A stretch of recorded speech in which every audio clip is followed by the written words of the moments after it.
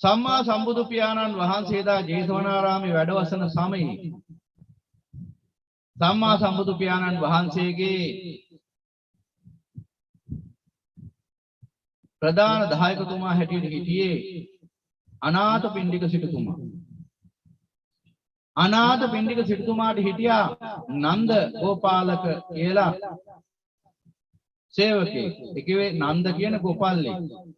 හිතන්න එපා ගෝපල්ලෙක් කිව්වහම නිකන් තරම් කොටයක් ගහගෙන කෙවිත පිටේ අර තරමස්ති ගහගෙන යන නිකම්ම නිකන් මේ ගෝපල්ලෙක් ගැනයි මේ කියන්නේ කියලා.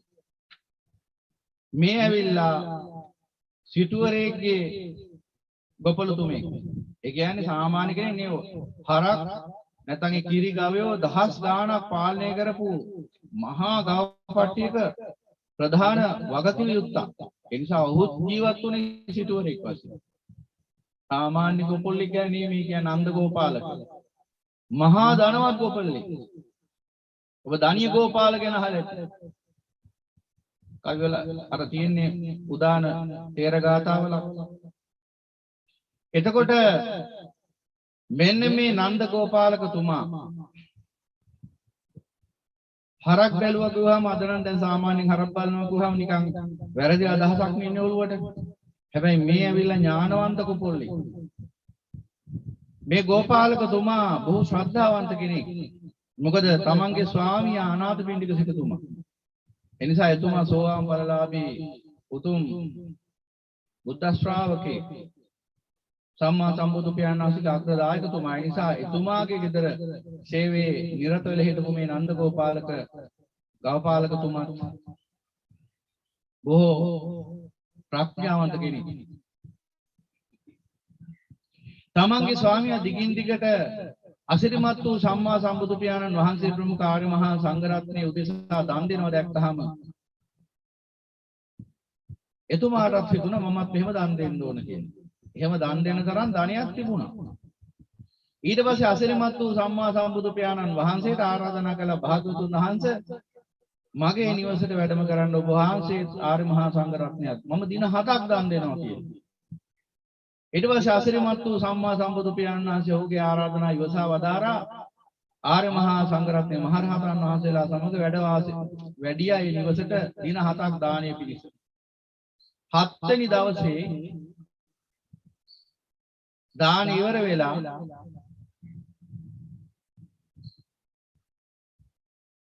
අවසානයේ අනුමෝදනා බණ දේශනා කරද්දී ඔහු සෝවාන් ඵලයේ පිහිටියා.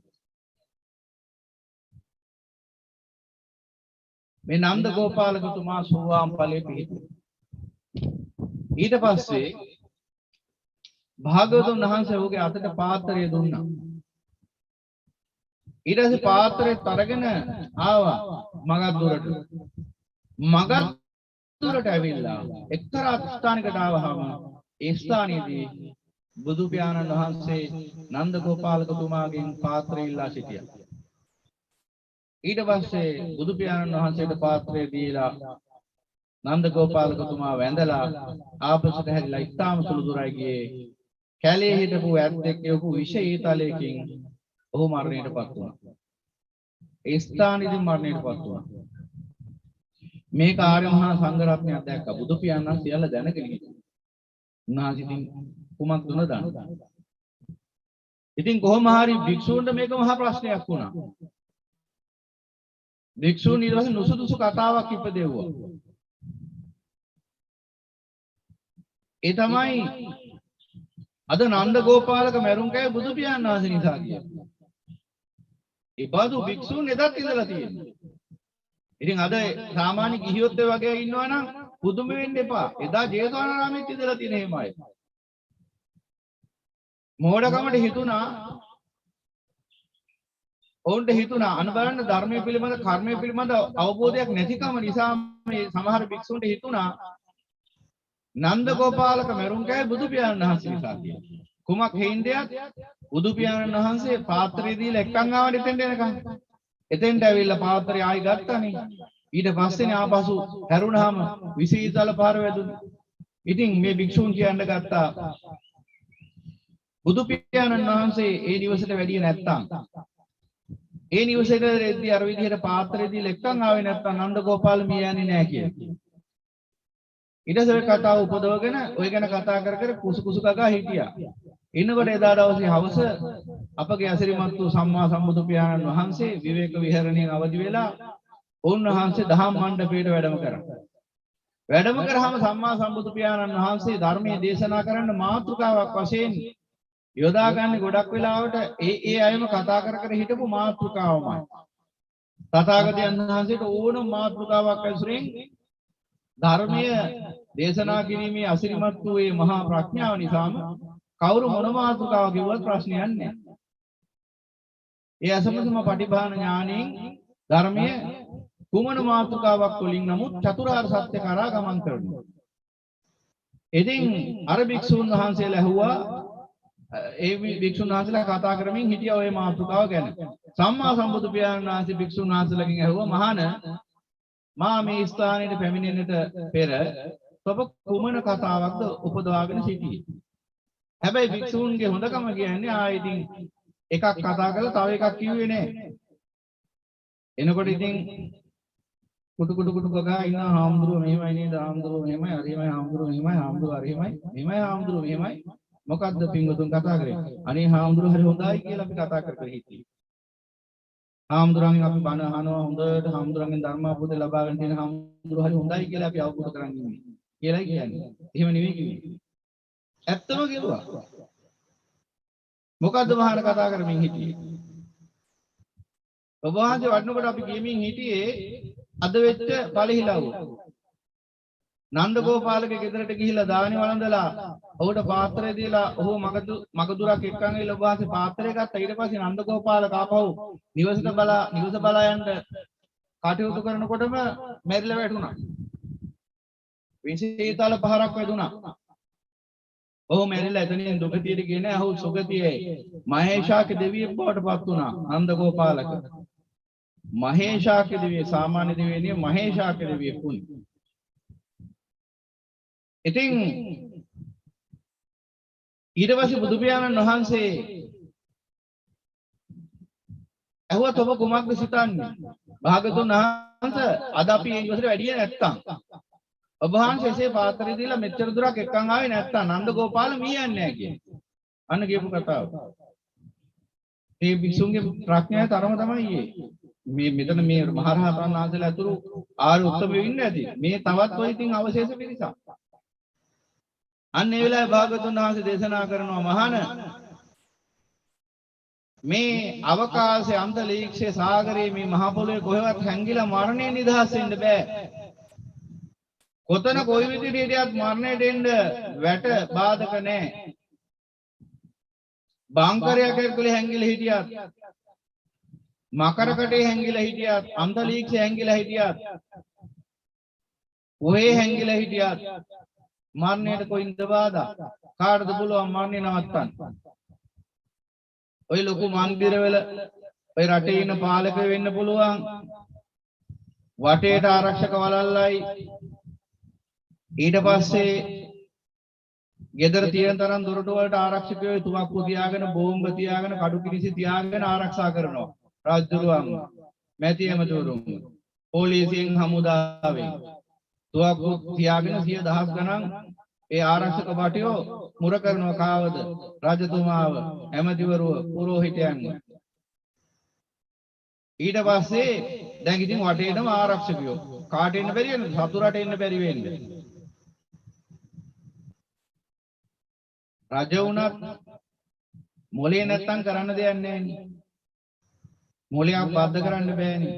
මොලේ කියලා කියන අදහස් කරන්නේ මොලේ නෙමෙයි ඇත්තටම. ඥාන ශක්තිය. තමන් උදා කරගන්න දක්ෂ නැත්නම් මොනව කරන්නද සතුරා එන්නේ එහෙමයි කියලා හිතන් හිටියා. දැන් ඔහොම ඉන්නකොට එක්තරා දවසක නැගිටින්නේ. ප්‍රමාදයි නැගිටින්නේ. ඊට පස්සේ දොරට තට්ටු කර සත්‍යයක් නැහැ. දොර කඩලා බැලුවාම මෙන්න ඉන්නවා. ඇස් දෙකත් අරගෙන කටත් අරගෙන යන්න ඕන තැනට ගිහිල්ලා. අල්ලලා බැලුවාම සීතල වෙලා දෙක. හැබැයි වටේටම හිටියනේ තුවක්කු තියාගෙන බෝම්බ තියාගෙන මුරකාරයෝ. කවුරුවත් දැකලා නැහැ නේ සතුර ඇවිල්ලා ගිහිල්ලානේ. මාර්යා පේන්න නෙන්නේ බෙරයක් ගහගෙන අදක බෙරේ ගහගෙන ඉන්නේ මාර්යා. එමෙ ඉතින් ඉන්නේ. එතකොට පුළුවන් තුවක් වලින් වළක්වන්න. දන්නේත් නැහැ මාර්යා බෙල්ල මිරි ගලා ගිහිල්ලා. ඉතින් පින්වතුනි එහෙමයි අපි ජීවිතේට රැකවරණය හොයන්නේ. බුදු පියාණන් වහන්සේ දේශනා කරනවා මේ විශ්වයේ කොතනක හැංගුණත් මරණයෙන් ගැලවීමක් නැත මහාන. නන්ද ගෝපාලක අද මිය යන්නට නියමිතයි. ඒ මිය යන්නට නියමිතව හිටිය ආකාරයෙන් සම්මා සම්බුදු පියාණන් වහන්සේට අවසන් වතාවටත් මෙහෙවර කරලා අර මෝඩ භික්ෂුන්ට වැටහුන්නේ නැතුණාට. ඒ අසිරිමත් වූ මහා සාස්ෘතුපන් වහන්සේට රූපස්ථාන කළේ.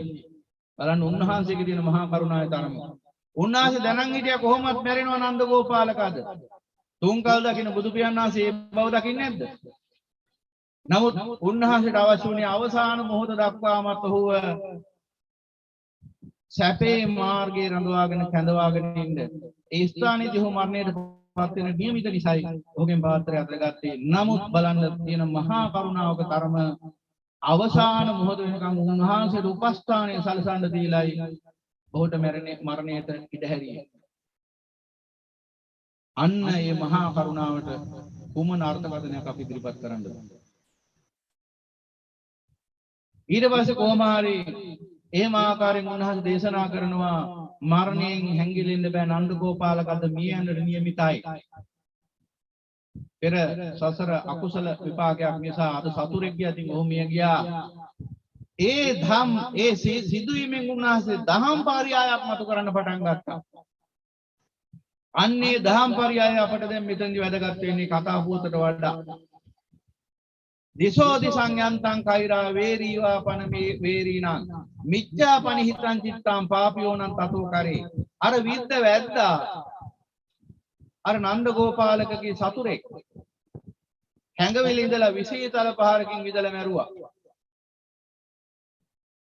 සම්මා සම්බුදු පියාණන් වහන්සේ මොකද්ද ඒ සිදුවීම අලලාගෙන දේශනා කරපු ධර්මය? දිසෝ දිසංයන්තං කෛරා වේරීවා පන වේරීණං මිච්ඡා පනිහිතං චිත්තං පාපියෝනං තතෝ කරේ.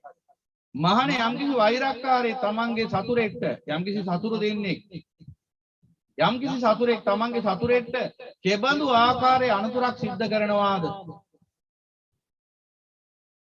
ඊටත් වඩා භයානක අනුතරක් මිච්ඡාපනිහිතං චිත්තං මිත්‍යා ප්‍රාර්ථනාව, ඒ කියන්නේ කාමයේ බලාපොරොත්තු වෙන හිත ඇති ලෝක සත්‍යයට ඒ සිත විසින් සිද්ධ කරනවා. සුද්ධ සිංහලෙන් කිව්වොත් සතුරෙක් තමන්ගේ සතුරෙක්ට නැත්නම් යම් වෛරක්කාරයෙක් තමන්ගේ සතුරෙක්ට කරන විනාශයටත් වඩා අප්‍රමාණ ලොකු විනාශයක්, අනන්ත පරිමාණ විනාශයක් මේ කාමයේ බලාපොරොත්තු වන සිත ඒ සත්‍යයට උරුම කරලා දෙනවා. එහෙනම් ලොකුම සතුරා ඉන්නේ එළිය නෙවෙයි ඇතුලේ. අර වැද්දට මොකද්ද කරන්න පුළුවන් වුණේ නන්ද ගෝපාලකට? පිටින් බැලුවාම පේන්නේ මොකද්ද? විහිතල පහරින් නන්ද ගෝපාලක මැරිලා වැටුණා. පිටින් බලන කෙනෙක්ට පේන්නේ ඕකයි. ඒ යථාර්ථය තුලින් දැක්කහම, ධර්මයේ තුලින් දැක්කහම මොකද උනේ? ගිහියෙක් ගෘහ පුත්‍රයෙක් වශයෙන් ගවපට්ටියක් බලාගත් නන්ද ගෝපාලක ඒ විහිතල පහරින් පස්සේ මහේශාක්‍ය දෙවියෙක් වුණා මහා රන් විමානික තවතිසාව. දැන් ඔහු දුකටදපත් වෙලා තියෙනවා. දැන් අර සතුරට කරන්න පුළුවන් වුණා දහානියක් නෑනේ. සතුරාගේ විශේෂතල පහරත් එතුමාට සැපේ පිණිසයි පිහිටි හේතුන්. හිටියට වැඩිය සැපයටපත් වුණා. එහෙනම් මේ පිට ඉන්න සතුරන්ට දැන් සම්මුතික වශයෙන් මේ අතාතය දකින්න බැරි කොළමොට්ටලමින් හිටිය දෙන්න පුළුවන් නන්ද ගෝපාලකට හරි අපරාධයක් නේද සිද්ධ වුණේ කියලා. හැබැයි ධර්මය තුළින් දකින්නවා ඊට වඩා ගැඹුරින් ගිහිල්ලා නෑ නන්ද ගෝපාලට කොයින්ද අපරාධයක් සිද්ධ වුනේ? නන්ද ගෝපාලට විපතක් නෙවෙයි සැපතක් සිද්ධ වුනේ. අර ගවයන් බලාගෙන මනුස්ස ලෝකෙ මේ කර්මාන්ත දුක විඳිනවට වඩා අප්‍රමාණ සැප ඇති දිව්‍ය තලයක සෝවාන් ඵලලාභී දෙවියෙක් කියලා ඉන්නවා. නන්ද ගෝපාලක මහා මහේශාක්‍ය දිව්‍ය රාජයා. දැන් සතුරට මොකද්ද කරන්න පුළුවන් උනේ? කෝ සතුරා කරපු විපත දැන්?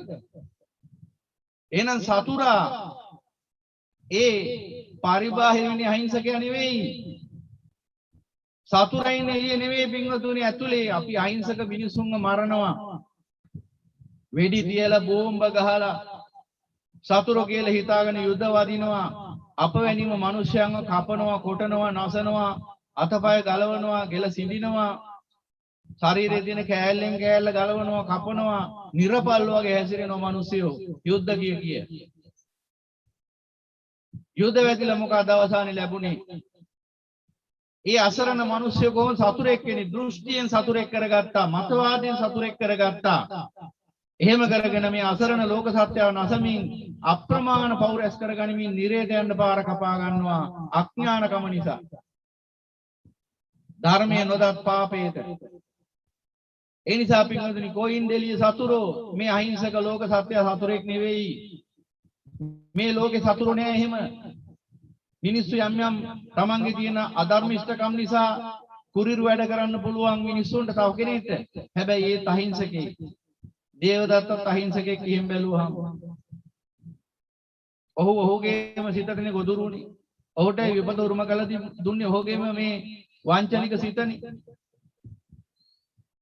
එනිසා පින්වතුනි සතුරා යනු මේ පරිබාහිරව මුණ ගැහෙන්නෙක් නෙවෙයි සතුරා යනු මේ තුච්ච නින්දිත සිතමයි බුදු පියාණන් ශුන්‍ය ගාථාවෙන් පෙන්නන මේ අර්ථය හොඳින්ම උන්වහන්සේ පෙන්වා දෙන්නේ මොකද්ද අපට සතුරා යනු තමන්ගේම මේ කාමයේ බලාපොරොත්තු වෙන සිතයි ඇයි අර පිට පරිබාහිර සතුරාට පුළුවන් ඉන්නේ උපරිම වශයෙන් උපරිම පුළුවන් වෙන්නේ මේ භවය අවසන් කරන්න පුළුවන් මරලා දාලා ඕනනම් බෙල්ල කපලා හරි වෙඩි තියලා හරි බෝම්බයක් ගහලා හරි අර විදිහට විස ඊතලයකින් හරි මේ භවය දුකටපත් කරන්න පුළුවන් දුකටපත් වෙන්නේ නැහැ ධර්ම අවබෝධය ලද්දේ දැන් නන්ද ගෝපාලකතුමා දුකටපත් උන්නේ නැහැ න දුක්ඛින් ගච්ඡති ධම්මචාරී දුකතියට ගියේ නැහැ සුගතියට ගියේ ඒ නිසා දුකටපත් උනේ නැහැ අංශු මාත්‍රයක් මිනිස්සු හිතුවට විසීතල පහර වැදිලා මියනකොටම තවතිසාය මහේශාක්‍ය දිව්‍ය රාජයේ ශාරීරික පොළොවේ පතිත වෙන්නත් කලින්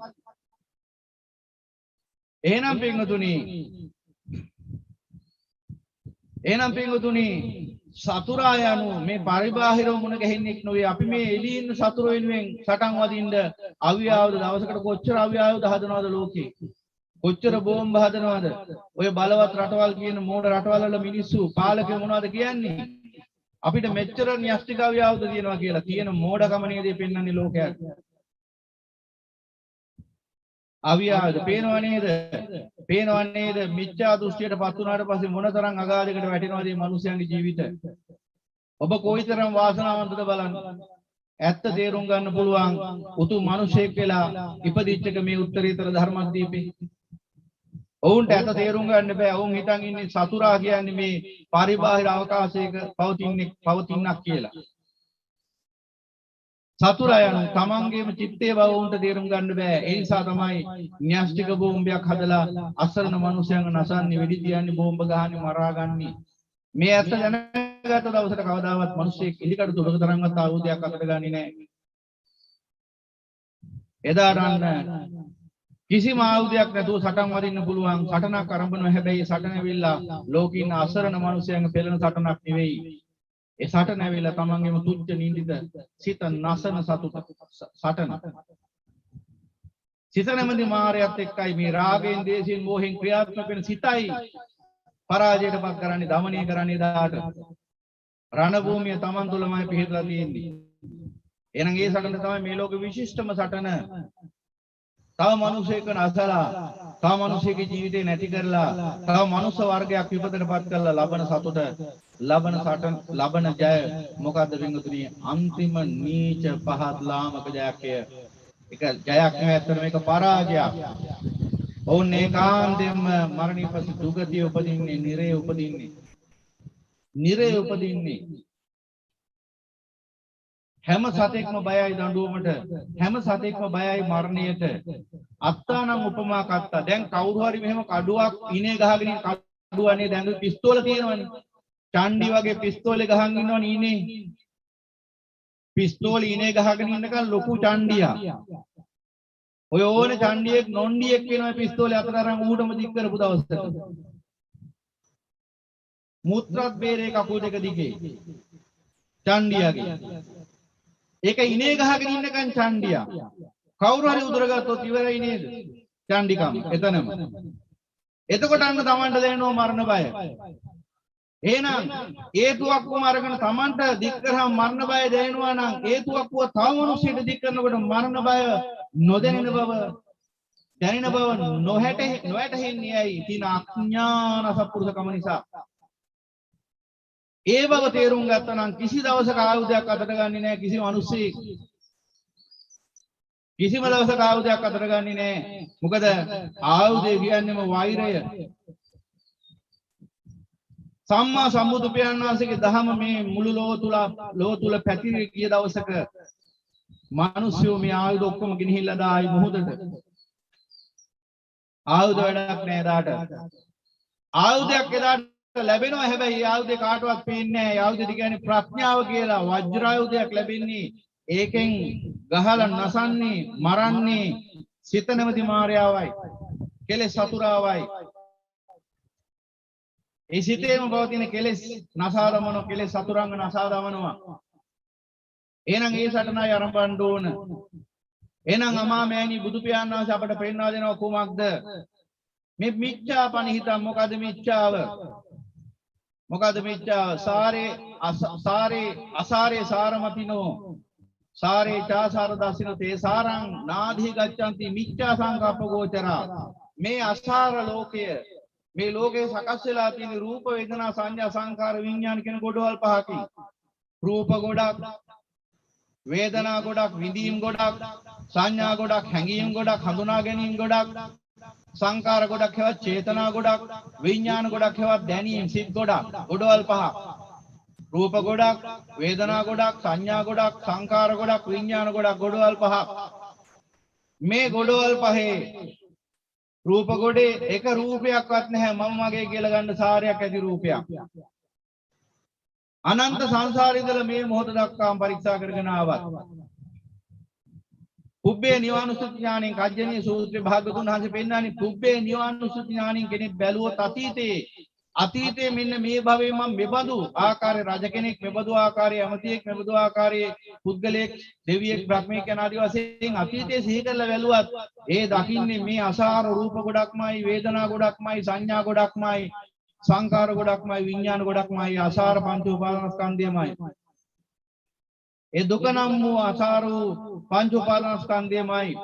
එහෙනම් අනන්ත සංසාරෙදලා මේ මොහොත දක්වාම මේ මම යනුවෙන් මගේ යනුවෙන් මේ ගොඩනැගිලා තියෙන පංච උපාදානස්කන්ධ ලෝකයේ තුල පවතින සියලු රූප, සියලු වේදනා, සියලු සංඥා, සියලු සංකාර, සියලු විඥාන එකින් එකට පරීක්ෂා කරගෙන ගියත් සාරයක් ඇති රූපයක් මුණ ගැහෙන්නෙත් නැහැ, සාරයක් ඇති වේදනාවක් මුණ ගැහෙන්නෙත් නැහැ, සාරයක් ඇති සංඥාවක් මුණ ගැහෙන්නෙත් නැහැ, සාරයක් ඇති සංකාරයක් මුණ ගැහෙන්නෙත් නැහැ, සාරයක් ඇති විඥානයක් මුණ ගැහෙන්නෙත් නැහැ, සාරෝ පංච උපාදානස්කන්ධයක් මුණ ගැහෙන්නේ නැහැ. එහෙනම් කුමක උදෙසාද සටන් වදින්නේ? යමෙක් සටන් වදින්නේ කුමන රූපය උදෙසාද? කුමන වේදනාව උදෙසාද? කුමන සංඥාව උදෙසාද? කුමන සංකාරය උදෙසාද? කුමන විඥානය උදෙසාද? එහෙනම් ඒ බව තේරුම් ගන්න බැරි කමින් මොකද වෙන්නේ?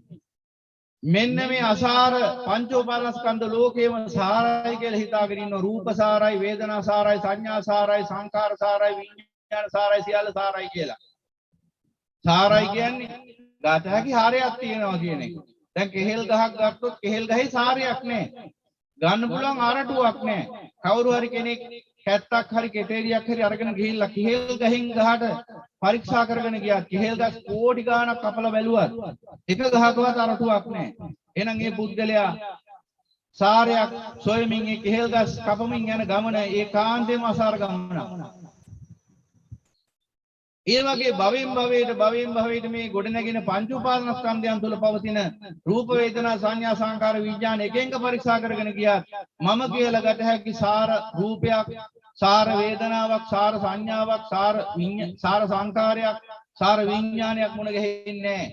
සියල්ලේ භවයට අත්භාව, ඒ භවයට විතරක් උරුම වෙච්ච ඒ භවයෙන් කෙලවර වෙන අසාර පංච උපාදානස්කන්ධයක්. නමුත් ඒ භවයෙන් සියල්ල සමින්නේ කුමක් හින්දයත් ඒ පංච උපාදානස්කන්ධය තුල නැවත ගොඩනැගෙන කර්ම ශක්තිය නිසා නැවත පංච උපාදානස්කන්ධය සකස් කරන පුනර්භවික වශයෙන්. ඒ නිසා භවයෙන් භවයට මේ පංච උපාදානස්කන්ධයක් නිර්මාණය වෙනවා. ඒ හැඩතල ගන්න ඒ නාම රූප සහිතව. එනම් භවයෙන් භවයට කවදා නමුත් මෙහෙම බලාගෙන ගියත් සංසාරේ මුල් කෙලවර සිට මේ දක්වා බලාගෙන ආවත් සාර රූපයක් වේදනාවක් සංඥාවක් සංකාරයක් විඥානයක් මුණ ගැහින්නේ නැහැ මුණ ගැහිලත් නැහැ. දැනුත් මේ මොහොතේ ඔබ හිතන් ඉන්නවනම් මේ පවතින මේ මොහොත තුල මේ මම කියලා මගේ කියලා දැනෙන මේ පේන මේ රූප වේදනා සංඥා සංකාර විඥාන මේ මොහොතේ ඔබට අහිමි වෙනවා. දැන් උදෑසන සීල සමාදාන යෙදිච්ච පිරිස නෙවෙයි මේ ඉන්නේ දැන්. ඒ මොහොතේ තිබිච්ච රූපේ දැන් නැහැ. ඒ මොහොතේ පැවතිච්ච වේදනා දැන් නැහැ. ඒ මොහොතේ පැවතිච්ච සංඥා හඳුනා ගැනීම හැඟීම් මේ මොහොතේ නැහැ. ඒ මොහොතේ පැවතිච්ච චේතනා මේ මොහොතේ නැහැ. ඒ මොහොතේ පැවතිච්ච විඥාන මේ මොහොතේ නැහැ. එහෙනම් උදෑසන කාලයේදී අපි ඒ දැක්ක ඒ පෙනිච්ච දකින්න ලැබිච්ච අහන්න ලැබිච්ච යනාදි වශයෙන් විවිධාකාර මට්ටමින් ස්පර්ශ වෙච්ච දිට්ඨ සුත මුත විඤ්ඤාත වශයෙන් මුණ ගැහිච්ච ඒ පංච උපාදානස්කන්ධය නෙවෙයි දැන් තියෙන්නේ. එහෙනම් තව මේ මොහොතේදීම මම මේ බණ දේශනා කරමින් ඉන්න මොහොතේදීම මේ පංච උපාදානස්කන්ධේ විපරිණාමයටපත් වෙන නිසා ඊළඟ මොහොතේ බැලුවත් නැවත කොට මුණ ගැහින්නේ නැහැ එහෙම එකක්. මොකද හේතුඵල වශයෙන් මේ රූපවල විචල්යක් ඇති වෙනවා. විකාරයටපත් වෙන විවිධාකාරයටපත් වෙනවා අනිත්‍ය ලක්ෂණය දැන් ওই විස්තර කරලා තියෙනවා දහම් පාස්කාරම් බලන්න පුළුවන්. ඒකේ ලක්ෂණයන්ගෙන් යුක්තයි රූපයත් වේදනාවත් සංඥාවත් සංකාරයත් විඥානයත් අන්න එනං ඔය 40 ආකාරයටම බලන්න ඕන ඔය රූප වේදනා සංඥා සංකාර විඥානයන්ගේ යථා ස්වභාවය ඒ වගේම අසුබ ලක්ෂණයටත් දාලා බලන්න ඕන. එතකොට අන්න පේන්න ගන්නවා සාර කිසිවක් මේ සංසාරේ නැහැ කියලා අසාරයි කියලා සසර. නමුත් ධර්මය අවබෝධ කරගන්නට පෙර අපට හිතෙන්නෙම මේ රූපය සාරයි මේ වේදනාව සාරයි මේ සංඥාව සාරයි මේ සංකාර සාරයි මේ විඥාන සාරයි මේ පංච උපාදානස්කන්ධය තුල මම යනුවෙන් මගේ යනුවෙන් ගත හැකි සාරයක් ඇති බව ආත්මීය සාරයක් සංගවි ඇති බව එහෙම ආත්මීය සාරයක් නැහැ. ඒ නිසා අසාර ලෝකේ සාරයි කියලා ගන්නවා. අසාරේ සාරමතිනෝ සාරේ චාසාර දස්සිනෝ විශ්වයේ අග්‍ර මහා ශාස්ත්‍රතුමන් වහන්සේ ලෝකයට පහළ වෙලා පෙන්වලා දෙන සාර නිවන නම් වූ ඒ විශ්වීය සාරේ පැත්තකට විශ්කලා තියෙනවා. තේ සාරං නාධිගච්ඡන්ති කිසිම කලක අසත්පුරුෂයා සාරේ කියන වචනේවත් තේරුම් ගන්නේ නැතුව මිය යනවා. අසාර ජීවිතයක්ම ගත කරලා අසාර සසරට ආය යදගෙන වැටෙනවා මරණින්. සාර භවයක් කරගන්න තිබුණා. නමුත් අසාර ජීවිතයක්මයි ගත කරේ. අසාර පංචකාමයටමයි මුල්තැන දුන්නේ. අසාර ආස්වාදයටමයි මුල්තැන දුන්නේ. අසාර රූප වේදනා සංඥා සංකාර විඥාන වලටමයි මුල්තැන දුන්නේ. අසාර ලෝකයටමයි මුල්තැන දුන්නේ. ඒ නිසා මොකද වෙන්නේ? අසාර ලෝකයක් සාරයි කියලා හිතාගෙන ජීවත් වෙලා අවසානයේ ඉස්සතින් මිය යනවා. ඔබ දැකලා තියෙනවද කවුරුවත් සාරවත් ජීවිතේ රැස් කරගත්ත සාරය අරන් මියගේ එක මිනිහෙක් අර විලි ලැජ්ජාව නිසා අත් දෙකට අත්මේස් දෙකක් දානවා. මොකද මේ අත් දෙකෙන් ගොඩාක් දේවල් රැස් කරානේ. ඔය අත් දෙකෙන් ඕනම් බෙල්ලිත් කපලා තියෙනවා මිනිස්සුන්ගේ රීදි මාසත් හූරගෙන කාලා තියෙනවා. ඔය අත් දෙකෙන් කරපු නැති දෙයක් නෑ අපරාධ. රැස් කරගත්ත මුළු ලෝකෙම තියෙන තරම් දේවල් දානය හරක බාන වතු පිට ඉඩකඩම් මිල මුදල් ඔක්කොම රැස් කරගත්ත ඔය අත් දෙකෙන් අන්තිමට විලි ලැජ්ජ නිසා අර නිකම් අත් දෙක පේන නිසා විලි ලැජ්ජාවට සුදු අත්මේස් දෙකක් දාන හොඳ ආයතනකින් ගෙනල්ලා අන්න ඒක තමයි සාරේ. ඒක නම් සාරය. හැබැයි ඒක නම් මොකද පෙට්ටියත් එක්කම වල්ලනවනේ. අරන් ඇත හැකි ඒක නම් මරණින් පස්සේ නැගිටලා පෙට්ටියේ. එච්චරයි සාරේ. වෙන සාරයක් හම්බ වෙන්නේ මේ සංසාරේ. සංසාරයි සංයෝජන රාගදේශ මොහ සාරයි කියලා ගත්ත මුලාවම තමයි මේ දුකට පත් කරන්නේ සත්‍යව. සංයෝජන රාගදේශ මොහට නම රාගදේශ මොහ සාරයි කියන නිසායි සංසාරයයි කියලා ගත්තේ. එහෙනම් මේ සංසාරේ යන්නේ නිසායි සාරයි කියලා හිතන් ඉන්නේ. දැන් අර කෙටේරියක් අතට ගත්ත මිනිහෙක් කල්පනා කරනවා නම් මෙහෙම මේ කෙහෙල් ගහේ නැතුවට ඊළඟ කෙහෙල් ගහේ සාරිය ඇති. ඒ ගහේ නැතුවට ඊළඟ ගහේ සාරිය ඇති. ඒ ගහේ නැතුවට ඊළඟ ගහේ ඇති සාරිය කියලා හිතාගෙන ඔහොම ගියොත් ඔය මෝඩ මිනිහා කෙහෙල් ගස් කෝටි ගණක් කපාගෙන ඉස්සරහට ගියත් මේ හිතාගෙන යන්නේම මේ සාරවත් ගමනක් යන්නේ. ඒ වගේ මේ යථාර්ථය අමා මෑණියන් වහන්සේගේ ධර්මය අවබෝධ කරගන්න අසමත් වන සියලු ලෝ සතුන් භවයෙන් භවයට මේ අසාර භවයක් තුළ අසාර භවික සත්‍යයක් වශයෙන් සැරිසරන්නේම සංසාරේ සාරයක් ඇත කවදා හෝ දවසක නමුත් ඔය සාරේ මුණ ගැහෙයි කියලා. දැන් මිනිස්සෙක් කියලා බැලුවා හරි කියන සාරයක් නැහැ. ඒ නිසා දැන් පින් කරනවා මහසෑයට කියලා කෙහෙල් ගැන හේතු කරලා දිව්‍ය ලෝකයන්ට. එහෙ සාරයක් තියෙනවා කියලා හිතන්. එහෙ ගිය දවසට එහෙත් සාරයක් නැහැ කියලා දැනගත්තාම බ්‍රහ්ම ලෝකෙකට යන්න බලනවා. එහෙ ගිහින් බලනවා එහෙත් සාරයක් නැහැ කියලා හිතාගත්තාම ආයි මනුස්ස ලෝකෙට එනවා. මේ වශයෙන් මේ ආකාරයෙන් කොහොම ගිහිල්ලා අන්තිමට දුගතියටත් යනවා නිරේටත් යනවා. මහා ගෙදර. මේ විදිහට 31 තලයේම සාරය හොයනවා. 31 තලයේම අසාරයි. මොකද 31 තලයේම නිර්මාණය වෙලා තියෙන්නේ මේ අසාර රූප වේදනා සංඥා සංකාර විඥාන කියන පංචස්කන්ධේ. ඉතින් එහෙනම් කොයිද සාරයක්? 31 තලයේ. යමෙක් මේ 31 තලයේ තුල මේ සසර තුල සාරයක් වෙනවා නම් අන්න මිත්‍යාව. තේසාරණාදී ගච්ඡanti මිත්‍යා සංකප්ප ගෝචරා. ඔහු තුල තියෙන මිත්‍යා සංකල්පයක් විතරයි. ඔහු රැවටිලා ඉන්නේ තමන්ගේම සිතට. රැවටිලා ඉන්නේ. ඒ තුච්ච නින්දිත සිතට රැවටිලා ඉන්නේ. තුච්ච නින්දිත සිත. අන්න මිච්ඡා පනිහිතං චිත්තං. පාපියෝනත් තතෝ කරේ. අන්නේ මිච්ඡා හිතට ගොදුරු වෙච්ච කෙනා මොකද කරන්නේ? ඒ හිත කියන අපරාධ ඔක්කොම ටික කරනවා. ඒ සිත කිව්වොත් ප්‍රාණඝාතයේදීයන් ප්‍රාණඝාතයේදී. සොරකමේදීයන් සොරකමේදී. කාම මිත්‍යාචාරයේදීයන් කාම මිත්‍යාචාරයේදී. ওই විදිහටම දස අකුසලයේමේදී. එහෙනම් අන්න බලන්න සතුරා ඉන්නේ කොහෙද? Taman තුලමයි. අන්න බුදු පියාණන් වහන්සේ අපට පෙන්වා දෙනවා. මෙන්න මේ මිච්ඡා පනිහිතං චිත්තං. මේ කිව්වේ මෙන්න මේ මිත්‍යාව තුල පිහිටලා ඉන්න හිතයි. මේ මිත්‍යා බලාපොරොත්තු ප්‍රාර්ථනා මිත්‍යාව කියන්නේ මේ කාමයේ සැපයි ආස්වාදයේ සැපයි. මේ පංච උපාදානස්කන්ධයේ සාරයි කියන මේ මිත්‍යාවේ පිහිටාගෙන ඉන්න හිත තමයි සතුරා. ඔන්න ඔය හිත නැමැති සතුරාවයි පරාජයට පත් කළ යුත්තේ. එහෙනම් ඔබ බලන්න ඔබ තුල ඉන්නේ ඒ සතුරාද නැද්ද කියලා. මතක තියාගන්න ඒ සතුරා නම් ඔබ තුල ඉන්නේ. කියන්නේ මේ කාමී ආස්වාදයේ සැපයි මේ රූප වේදනා සංඥා සංකාර විඥාන සැපයි කියන සාරයි කියන මෙන්න මේ මිත්‍යා බලාපොරොත්තු ඒ කියන්නේ මිත්‍යා අපේක්ෂා පනිහිතං කියවේ ප්‍රාර්ථනාව මිත්‍යා ප්‍රාර්ථනාව සහිත හිතක් නම් ඔබට පවතින්නේ. ඒ කියන්නේ ඔබ තුල ඉන්නේ භයානක සතුරා.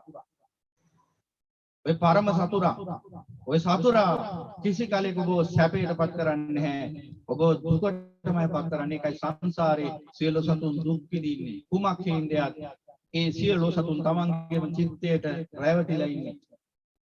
හිතට රැවටිලා ඉන්නේ. කියන්නේ හිත නැමැති මායя සිත උත්සාහ ගන්න හැමතිස්සෙම සසර පැවැත්ම ගොඩනගන්න. සසර පැවැත්ම ගොඩනගන්න උත්සාහ දරන මේ තුච්ච නින්දිත සිත කියන පදයට කවුරු හරි නටනවා නම් මච්චුනෝ පමාදෝ මච්චුනෝ පදන් කිව්වේ ඒකයි. එයා ප්‍රමාදේ වාසය කරන කෙනෙක්. එයා මරණයත් එක්කම ජීවත් වෙන කෙනෙක්. එයාගේ උරුමය මරණයයි. එයාව මරණයට තියලා ගැට ගහලා තියෙන්නේ. එයාට බෑ මේ මරණේ බන්ධනේ නිදහස් වෙන්න. එහෙනම් කවුද නිදහස් වෙන්නේ? යේ චිත්තා සංයමේ සංති මොක්ඛන්ති මාර බන්ධනා. එහෙනම් මෙන්න මේ මරණේ බන්ධනේ නිදහස් වෙන කෙනෙක් ඉන්නවා. කවුද? සිත දමනය කරන කෙනා.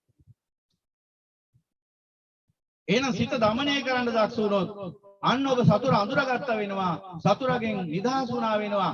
100%ක්මයි කිව්වේ සියලු රාග දේශ මොහ නැසමින් ඒ සිත දමනයටපත් කරොත් සදාතුනික වශයෙන්ම මේ සිත නැමැති මායාවේ වහල් භාවයෙන් නිදහස් වෙනවා. අන්‍ය උත්තරීතර නිදහස් භාවයට විමුක්තිය කියන්නේ. එහෙනම් ඔබ සිතේ සිරකරුවෙක්, ඔබ සිතේ වහලෙක්, ඔබ සිතේ ගැත්තෙක් වෙලා ජීවත් වෙන්නේ සසර පුරාම සහදක්. එහෙනම් මේ වහල් භාවයෙන් ඔබට මිදෙන්න කියන ඒ ආඥාව යසිරිමත් වූ සම්මා සම්බුදු පියාණන් වහන්සේ අද වැනි ඇසල පුන් පොහොය දවසකදී දසදහසක් චක්‍රාවාට කලඹවමින් පතුරවාලු. එහෙනම් ඒ ආඥාව අහන්න අපටත් පින් තිබුණා. ඒ ආඥාව තේරුම් ගන්න අපටත් පින් තිබුණා. එහෙනම් දැන් අප්‍රමාදී වෙන්න ඕන. මේ තුච්ච නින්ද සිත නැමැති මායාවේ මේ බන්ධනෙන් මේ මරණයේ බන්ධනෙන් නිදහස් වෙන්න ඕන. මොකද මේ සිත තමයි සතුරා. අන බුදු පියාණන් වහන්සේ දයාකාරයෙන් ධර්මයේ දේශනා කරනවා. ඒ භික්ෂුන් වහන්සේලාට මහාන ඒ වැඩි පුත්‍රයා නෙවෙයි නන්දිපාලකගේ නන්දි ගෝපාලගේ සතුරා. ඒ වැඩි පුත්‍රයා නෙවෙයි. සතුරා ඇතුලේ ඉන්නේ. නමුත් නන්ද ගෝපාල ධර්මය අවබෝධ කරගු නිසා සෝවාන් ඵලයේ පිහිටිය නිසා ඒ සතුරාව මෙල්ල කරමින් නිවන් මාර්ගයට පැමිණිය කෙනෙක් නිසා ඔහුට ඒ සතුරාගෙන් වෙන්න පුළුවන් විපත අවමයි දැන්. යම් මේකින් එදා සෝවාන් ඵලයටපත් වෙලා හිටියේ නැත්නම් ඒකාන්තයෙන් පිටින් හතර පායට යන්න හේතු තියෙන්න ඇති. මොකද විශේෂතල පහර වැදිලා ඒ හිතේ ඇතිවන යම්කිසි වේදනාවක් එක්ක පටිගයක් නැගෙන්න පුළුවන් වේසසිතක්. ඒ සමගම ඊට අනුකූලව චක්‍ර පරිසමපාද ගමන් කරලා පූර්ණ කර්මජ වශයෙන් ඒ හිත අල්ල ගන්නවා. ඊට පස්සේ හිත විසින් කර්මයේ විසින් දුගතියට ගෙනියන්න. එහෙනම් අර අවස්ථාන නිමිත්ත ඇති හොඳටම දුගතියට ගෙනියන්න. ඉතින් සමහර විට කරගත්ත පින්කම් වල ගරුක කර්ම තිබුණොත් ගැලවිලා යන්න පුළුවන්. නැත්නම් අපි බහුතරය දෙනා මේ යන්නේ ද්වේෂ සහගත සිතකින්, කිලුටු සහගත සිතකින්, තැවෙන සිතකින්. අති බහුතරය දෙනා මේ යන්නේ තැවෙන සිතකින්. ඊට තප්පති පෙච්ච තප්පති. කතපාප උපයත තප්පති පාපකාරී කතති තප්පති බියෝ තප්පති දුක්ගතින් ගත දුගතියෙන් දුගතියටම යන්නේ ඒකයි. මේ යන මොහොතේ ඉන්නේ තැවෙන සිතක්.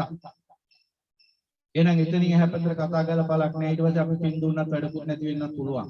වැඩක් නැහැ කියලා අදහස් කරන්නේ අස්ථානෙ ඉපදුනොත් ඉතින් ඒ පින් ඒ මිනිහටයි තියෙන්නේ නැහැ. සත්‍යයටයි තියෙන්නේ නැහැ. Tamanට අපතේ යන්නේ නැහැ පින්. හැබැයි අපේ අරමුණ ඥාතියට පින් පැමිණීම නම් ඒක සිද්ධ වෙන්නේ නැති වෙන්න පුළුවන්. මොකද නිරේ ඉපදින සතියට පින් අනුමෝදන් වෙන්නේ නැහැ. එහෙනම් පින්වතුනි නුවණින් බලන කල්පනා කරලා සතුරා ඉන්නේ කොහෙද කියලා සතුරා ඉන්නේ Taman තුලමයි. මේ ලෝකේ හැම මිනිස්සෙක්ම අමාමෑණියන් වහන්සේගේ මේ අමා ධර්මය අවබෝධ කරගෙන Tamanගේ සිත නැමැති මේ සතුරාව පරාජයටපත් කළොත් බලන්න මේ ලෝකෙම සුරපුරයක් වෙනවා. එදාට මේ ලෝකේ හැඳීම් වැළපීම් අවසන් වෙනවා. කිසිදු මිනිසෙක් දුකකටපත් වෙන්නේ නැහැ. මිනිසෙක්ගේ සතෙක්වත් දුකටපත් වෙන්නේ නැහැ. නමුත් 100%ක් එහෙම වෙන්නේ නැහැ. ඒකට හේතුව ලෝකේ සියලු මිනිසයන්ට මේ ධර්මයේ තේරුම් ගන්න බෑ, අවබෝධ කරන්න බෑ. ඊටාම සුළුතරයයි මේ ධර්මය අවබෝධ කරන්නේ. අපකාතේ මිනිස්සු සුවේ ජනපාරගාමිනෝ. ඊටාම සුළුතරයක් වූ අල්පයක් වූ මිනිස්සු විතරයි එතරට යන්නේ. අනිත් ඔක්කොම මෙතන තමයි ඉන්නේ. අතහයන් විතරා බජා තීරමේ වන්ධාවති. මේ සංසාරෙමයි ඇයිසෙන් කරන්නේ. ඉතිරි බහුතරය. එනිසා අන්න අර අල්පයක් වූ මිනිස්සු අතර ඔබ ඇතුළත් වෙනවා නම් ඔබට නොතේරුණාට ඔබ මේ විශ්වයේ විශේෂ පුද්ගලෙක්. ඔබ ඒව දන්නේ නැති වෙන්න පුළුවන්. ඒ බඳු මිනිස්සු ගැන මිනිස්සු දන්නේ නැතුණාට දෙවියෝ බ්‍රහ්මයෝ දන්නවා. මොකද ඒ අයට පේනවා මේ මිනිස්යන්ගේ විශේෂත්වය.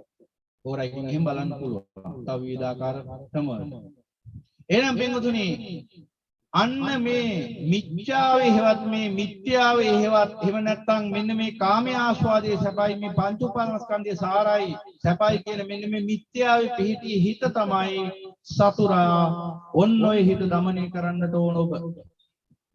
ඒ দমনය කිරීමේ ධර්මයේ තමයි මේ දේශනාවෙන් සම්මා සම්බුදු පියාණන් වහන්සේගේ නාමයෙන් උතුම් වූ චතුරාර්ය සත්‍ය කියලා. එහෙනම් දැන් ඔබට කල යුතු දේ හොඳින් වැටහෙනවා ඇති. මේ ආස්වාදයේ සැපයි මේ කාමයේ සැපයි මේ පංච උපාදානස්කන්ධයේ සාරයි කියලා කියන්නේ කවුරුවත් වෙන කවුරුවත් නෙවෙයි. මෙන්න මේ සිත නැමැති මායාවයි. ඔන්න ඔය මූලාව තුලයි මෙච්චර කාලයක් සංසාරේ සත්‍යයක් වශයෙන් අරගෙන ආවේ. ගැට ගහගන්න යොදාගත්ත ලණු 10ක් තියෙනවා දස සංයෝජන කියලා. දැන් අර බල්ලෝ ඔබ දැකලා ඇති පාරේ අරන් යනවා ලණුවකින් ගැට ගහගෙන. දැන් මේ හිතන්නකෝ මේ එක ලණුවකින් ගැට ගහගෙන ගෙනියන්නේ. ඉතින් ඕන්නම් ඒ සතාට පොඩ්ඩක් දඟලලා හරි මේකල ඔය ලණුව කඩාගෙන දුවන්න පුළුවන්. අපි හිතමුකෝ යම්කිසි බල්ලෙක් ගැට ගහගෙන යනවා ලණු 10කින්. දැන් ඌට ගැලවීමක් ගැන හිතන්නවත් බෑනේ. එහෙනම් ඒ විදිහට මෙන්න මේ සක්කාය දිට්ඨි විචිකිච්ඡා සීලබ්බත පරාමාස කාමරාග පටික රූපරාග අරූපරාග මානෝද්දච්ච අවිජ්ජා කියන මෙන්න මේ දස සංයෝජන වලින් මේ ලණු 10කින් ගැට ගහගෙන ඉන්නේ සිත සත්වයක හදලා සත්‍යව තියලා සිත ඇතුළෙම ගැට ගහගෙන ඉන්නේ නිදහස් වෙන්න දෙන්නේ නැහැ. එහෙනම් මේ සතාලවා තමයි මේ පංච උපාදානස්කන්ධය කියන මේ ගුණාව නිර්මාණය කරගෙන හිත ඇතුළේ. අන්න ගුණාව නිර්මාණය කරගෙන ඉන්න ලණු 10කින් ගැට ගහලා ඊට පස්සේ මොකද කරන්නේ මේ පංච උපාදානස්කන්ධය කියන බාර ඇදගෙන යන මේ ගුණාලවා. මේ සිත නැමැති හාම්පුතා කරත් උඩට වෙලා වාඩි වෙලා ඉන්නවා. කකුල් දෙකක් වනවන. කෙවිතෙන් පහර දීති. කෙවිතෙන් පහර දෙනකොට ගුණා විලාප ගහනවා අඬනවා වැළපෙනවා. සෙම බේරෙනවා. කකුල් කෙඩෙත්තු හැදෙනකම් බර කරත් යදගෙන යනවා. ජරා මරණ ASCII බර කරත් යදගෙන යනවා. ජරා මරණ ASCII මේ සත්‍ය නැමැති ගුණා. සිත නැමැති මායාවේ පංච උපාදානස්කන්ධය නැමැති බර අදගෙන යනවා. එහෙනම් පින්වතුනි අන්නේ වහල් භාවයෙන් නිදහස් වෙන්න ලනු 10කින් ගැට ගහලා තියෙන්නේ කලනුවකින් එහෙම නෙවෙයි. එහෙනම් අපට පිහිටට පැමිණිය එකම උත්තමයා මේ විශ්වයේ අපගේ අමාමෑණියන් වහන්සේ පමණයි. අපට පිහිට පිණිස පවතින එකම ධම සම්මා සම්බුදු පියාණන් වහන්සේගේ අමා ධර්මයේ පමණයි වෙන කිසිම පිහිටක් නෑ අපට. ඒ ධර්මයේ පෙන්වා දෙන බුදුරජාණන් වහන්සේගේ ශ්‍රාවකේ පමණයි අපේ පිහිට. ඒ නිසා නත්ති මේ සරණං අඤ්ඤං බුද්ධෝ මේ ධම්මෝ මේ සංඝෝ මේ සරණං වරං වෙන සරණක් ඔබ හොයනවා නම් මේ සරණට අමතරව ඔබ තාමත් ඉන්නේ මිත්‍යාව තුළයි. එහෙනම් මතක තියාගන්න මේ සිත නැමැති මායя තව පොඩි දෙයක් කියන්න ඕනේ මේ සිත නැමැති මායяගේ තියෙන වාංචනික වැඩ මම අර ඉස්සෙල්ලත් කිව්වේ දේ භික්ෂුවක් හිට අත්දකින්න නිසායි කියන්නේ මේ දැන් මේ ධර්ම දේශනාව අපි පවත්වාගෙන යනකොට අපට අහන්න ලැබෙනවා විවිධාකාර අදහස් මිනිසුන්ගේ පැය ගානක් ධර්ම දේශනාව කරනවා නිවන ගැන කොච්චර ධර්මයේ දේශනා කළත් කොහේ හරි පොඩි තැනක මොකක් හරි අල්ලගන්න කොනක් තිබුණොත් අන්නේ කොන තමයි අල්ලගන්නේ සිදුරක් හොයාගන්නේ ධර්මය අහලා තියෙනෙත් පැය ගානක් සිදුරක් හොයාගන්න අන්න බලන්න ඒ පුද්ගලයාගේ සිතේ ස්වභාවය මොන වගේ එකක්ද කියලා මොන වගේ මාරේටද ඒ පුද්ගලයා ග්‍රහණය වෙලා ඉන්නේ කියලා බලන්න ඕන පොඩ්ඩක් ඒ කියන්නේ පැය ගානක ධර්ම දේශනාවක් අහනවා සිදුරක් අල්ලගන්න දැන් අර පහුගිය කාලේ මේ අම්මා තාත්තා මරනවා ඉවරයක් නැතුව මේ ලංකාවේ මේ මිනිස්සු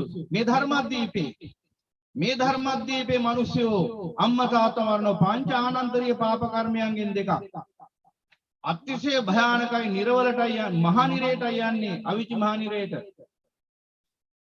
අවීචි මහා නිරේ වර්ෂ ප්‍රමාණය බලා ගන්න ඕන නම් ඔන්න බලා ගන්න ක්‍රමයක් මම කියන්නම් අසංඛ කල්පයක් කියලා කියන්නේ 1.141 සංඛ්‍යාවක් අසංඛ කල්පයකට තියෙනවා අන්ත කල්ප 20ක් අන්ත කල්ප 20ක් අසංඛ්‍ය කල්ප එකයි අසංඛ්‍ය කල්ප 4ක් මහා කල්ප එකයි මහා කල්පයක් කියලා කියන්නේ මේ මහ පොළොව ධාතුව පවතින තරම් කාලය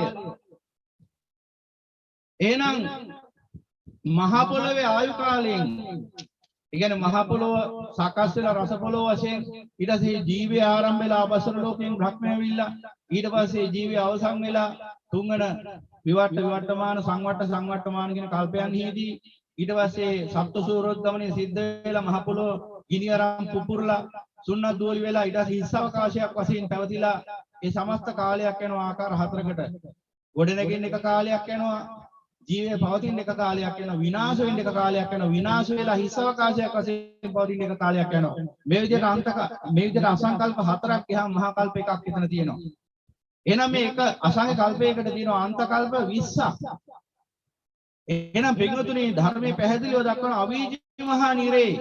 අවීචි මහා නිරේ ආයු කාලය අන්ත කල්ප එකක් අන්ත කල්ප එකක් බෙදා වර්ෂ ප්‍රමාණය බලා ගන්න ඕන නම් ඔබට පුළුවන් 1.140 බෙදන්න 20 පුළුවන් ගණිතඥයෙක් කරගන්න ඔය වැඩි කැමති කැල්කියුලේටරයක් අරගෙන 1.140 බෙදීම 20 එතකොට එනවා අවීචි මහා නිරේ වර්ෂ ප්‍රමාණය සාමාන්‍ය උෂ්ණත්වයක් නෙවෙයි අවීචි මහා නිරේ තියෙන්නේ අවීචි මහා නිරේ තියෙන උෂ්ණත්වය කොච්චර භයානක එකක්ද කියනවනම් ශක්තිමත් ඇස් පුරුෂයෙක් යොදුන් 100ක් දුර ඉඳගෙන බැලුවත් යොදුන් 100ක් දුර ඉඳගෙන අවීචි මහා නිරේ ගින්දර දිහා බැලුවොත් ඒ පුද්ගලයාගේ ඇස් දෙක පුපුරලා යනවා ඒතරම් අධික දීප්තියක් සහ තාපයක් තියෙන නිරයක් අප්‍රමාණ ගින්දරක් පවතින්නේ මේ මහ පොළොව අභ්‍යන්තරයේ මධ්‍යයේ ලක්ෂය උපරිම උෂ්ණත්වයේ තියෙන තැන අන්න එතෙන්දයි යන්නේ අවීචි මහා නිරේට අන්නර කියන වර්ෂ ගාන අපිට හොයාගන්න බෑ මොකද කැල්කියුලේටර් එකකින් බෙදුවත් ඕකට අපිට එන ගාන ගණනය කරගන්න බෑ එච්චර වර්ෂ ප්‍රමාණයක් අන්ත කල්පයක් ඔය අවීචි මහා නිරේෙන්ද සිද්ධ වෙන අම්මා තාත්තා මැරුවාම අද අම්මා තාත්තා මරණ එක සාමාන්‍ය දෙයක් වෙලා තියෙන්නේ පහුගිය කාලේ ඕන තරම් දකින්න ලැබුණා. ප්‍රවෘත්ති බලනකොට ඔබ දකින්න ඇති. අපටත් අහන්න ලැබෙනවා ආරංචි වෙනවා. මෙහෙමයි කියලා පන්සලට එන මිනිස්සු කියනවා මේවා.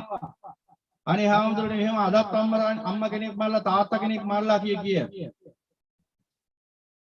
එතකොට පින්වතුනි බලන්න එතනින් ප්‍රශ්න ගණනාවක් උද්ගත වෙන එකක් තමයි කොයිතරම් ගුණධර්ම අතින් පිරිහිලාද කුසේ තියාගෙන යුක්තාණුවක් අර පරමාණුක ජීවියාව ශක්තිමත් ජීවියෙක් බවට පත් කරලා ඇඟේ තියෙන සාරයෙන් ඕජසයෙන් රුහිරෙන් පෝෂණය කරලා අම්ම කෙනෙක් දරුවෙක් හදලා බිහි කරන්නේ ඒ බිහිටලත් අනන්ත දුකක් විඳිනවා.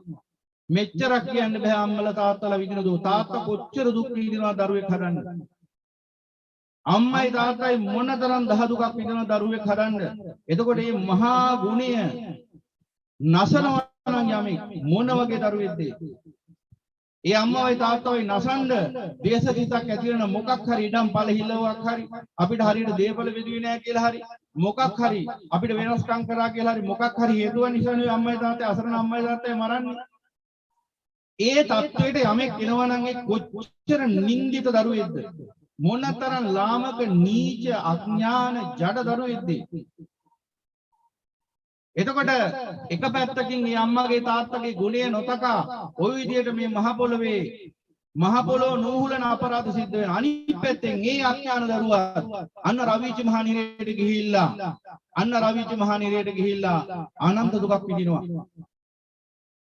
මේ හේතුව නිසා එක්තරා දවසක බණ කියද්දි මං කිව්වා යම් විදියකින් අම්මයි තාත්තයි මරන්න යමෙක් උත්සාහ ගත්තොත් ඒ පුද්ගලයාට ඔබ කරන ලොකුම යහපත තමයි ඔහුගේ අතපය කඩලා දාන්න කියලා. අතපය කඩලා දානවා කොහොම ඔබට ඒක ඕන විදිහකට තේරුම් ගන්න පුළුවන්. නමුත් එක්තරා බුද්ධිමත් ශ්‍රාවකයෙක් මේ ධර්ම දේශනාව අහලා කියලා තිබුණා අපේ මේ කල්යාණ මිත්‍රයන්ට හාමුදුරුවෝ හිංසාවට අනුබල දෙනවා කියලා. මොකටද දෙබඳු මිනිසයන්ට ධර්මයේ දේශනා කරලා කියලා අපි හිතනවා එතකොට. අන්න ප්‍රඥාවේ තරම. ඒ කියන්නේ අම්මා තාත්තා මරණ එක ප්‍රශ්නයක් නෑ. ඒක පේන්නේ නෑ. අර ධර්මයේ හිඩස සොයන්නේ. දැක්ක නේද? ප්‍රඥාවක් නැත්තම් තේරුම් ගන්න පුළුවන් මොකක්ද කිව්වේ කියලා. අම්මයි තාත්තයි මරණයට පත් කරන්න යමෙක් උත්සාහ කරනවා ඔහුගේ අතප්පයක් කැඩුවාම මොකද? ඔහුගේ අපරාධයෙන් වළකිනවා නම් දැන් අපිනේ අතපය කඩන්න එපා කියන්නේ. දැන් අම්මයි තාත්තයි මරලා හිරගෙදරට එවුවා මොකද වෙන්නේ? අතපය ලස්සනට වාතු කරලා ගනි එතෙන්දී. අම්මයි තාත්තයි මරුවේ මේ අත්වලින් නේද කියලා උදේ හවස ඒ හිර සමාජිකයෝ තෙල් ගාලා සාත්තු කරයි. ඊට පස්සේ නිරේට ගියාම ඊටත් වඩා ලොකු සාත්තුවක් හම්බෙයි. හැමදාම මසාජ් කරයි යන්න. ඒ නිසා ධර්මයේ ප්‍රඥාවෙන් අහන්න අඥානකමින් අහන්න එපා. කය ගාන තිස්සේ හිංසාවට අනුබල දුන්නේ. කවුරු හරි මේ ප්‍රශ්නේ අහපු ඔලොමොට්ටල මිනිස්සයා ගැන අපට වෛරයක් හිතේ තරහක් කොහොමද ඇති වෙන්නේ? ඒ අඥානකම ගැන මහා අනුකම්පාවක් එන්නේ කනගාටුවක් ඇති වෙන්නේ. ඔච්චර දුෂ්ප්‍රඥකමක ඉඳලා ඔබ කොහොමද ධර්මයක් තේරුම් ගන්නේ? උදේ ඉඳලා රැ වෙනකම් පැය 12ක් උගුර රේරහ වෙනකම් කිව්වේ හිංසාව ගැනද අවිහිංසාව ගැනද? එතනත් පෙන්නුවේ හිංසාවද අවිහිංසාවද නුවණින් සලකා බලන්න ඕන ධර්මය තරකෙන් ගන්න යන්න එපා මෝඩෙක් වශයෙන්. ධර්මයේ බලන්න ඕන ප්‍රඥාවෙන් ධර්මයේ දිහා බලන්න ඕන. ඒ නිසා මේ වගේ තකතිරු අදහස් පළ කරන්න යන්න එපා. ඕකෙන් ඔබ කරගන්නේ මහා වැඩක්, මහා අපරාධයක් ඔබ කරගන්නේ. ඔබ අවලාදයක් කරලා උතුම් ධර්මයට නිග්‍රහ කරලා ඔබ තමයි ඊළඟට අවීචි මහා නිරේට යන්නේ. ඒ නිසා ඒ වැරද්ද කරගන්න එපා. මනුස්සයා ගැනත් කරුණාවෙන් මේ ටික සිහි කරේ. කවුද ඔහු කියලා අපි හොයන්න යන්නේ නැහැ. මට වැඩකුත් නැහැ. කියපු දේ තේරුම් ගන්න බැරි නම් කරන්න දෙයක්වත් නැහැ.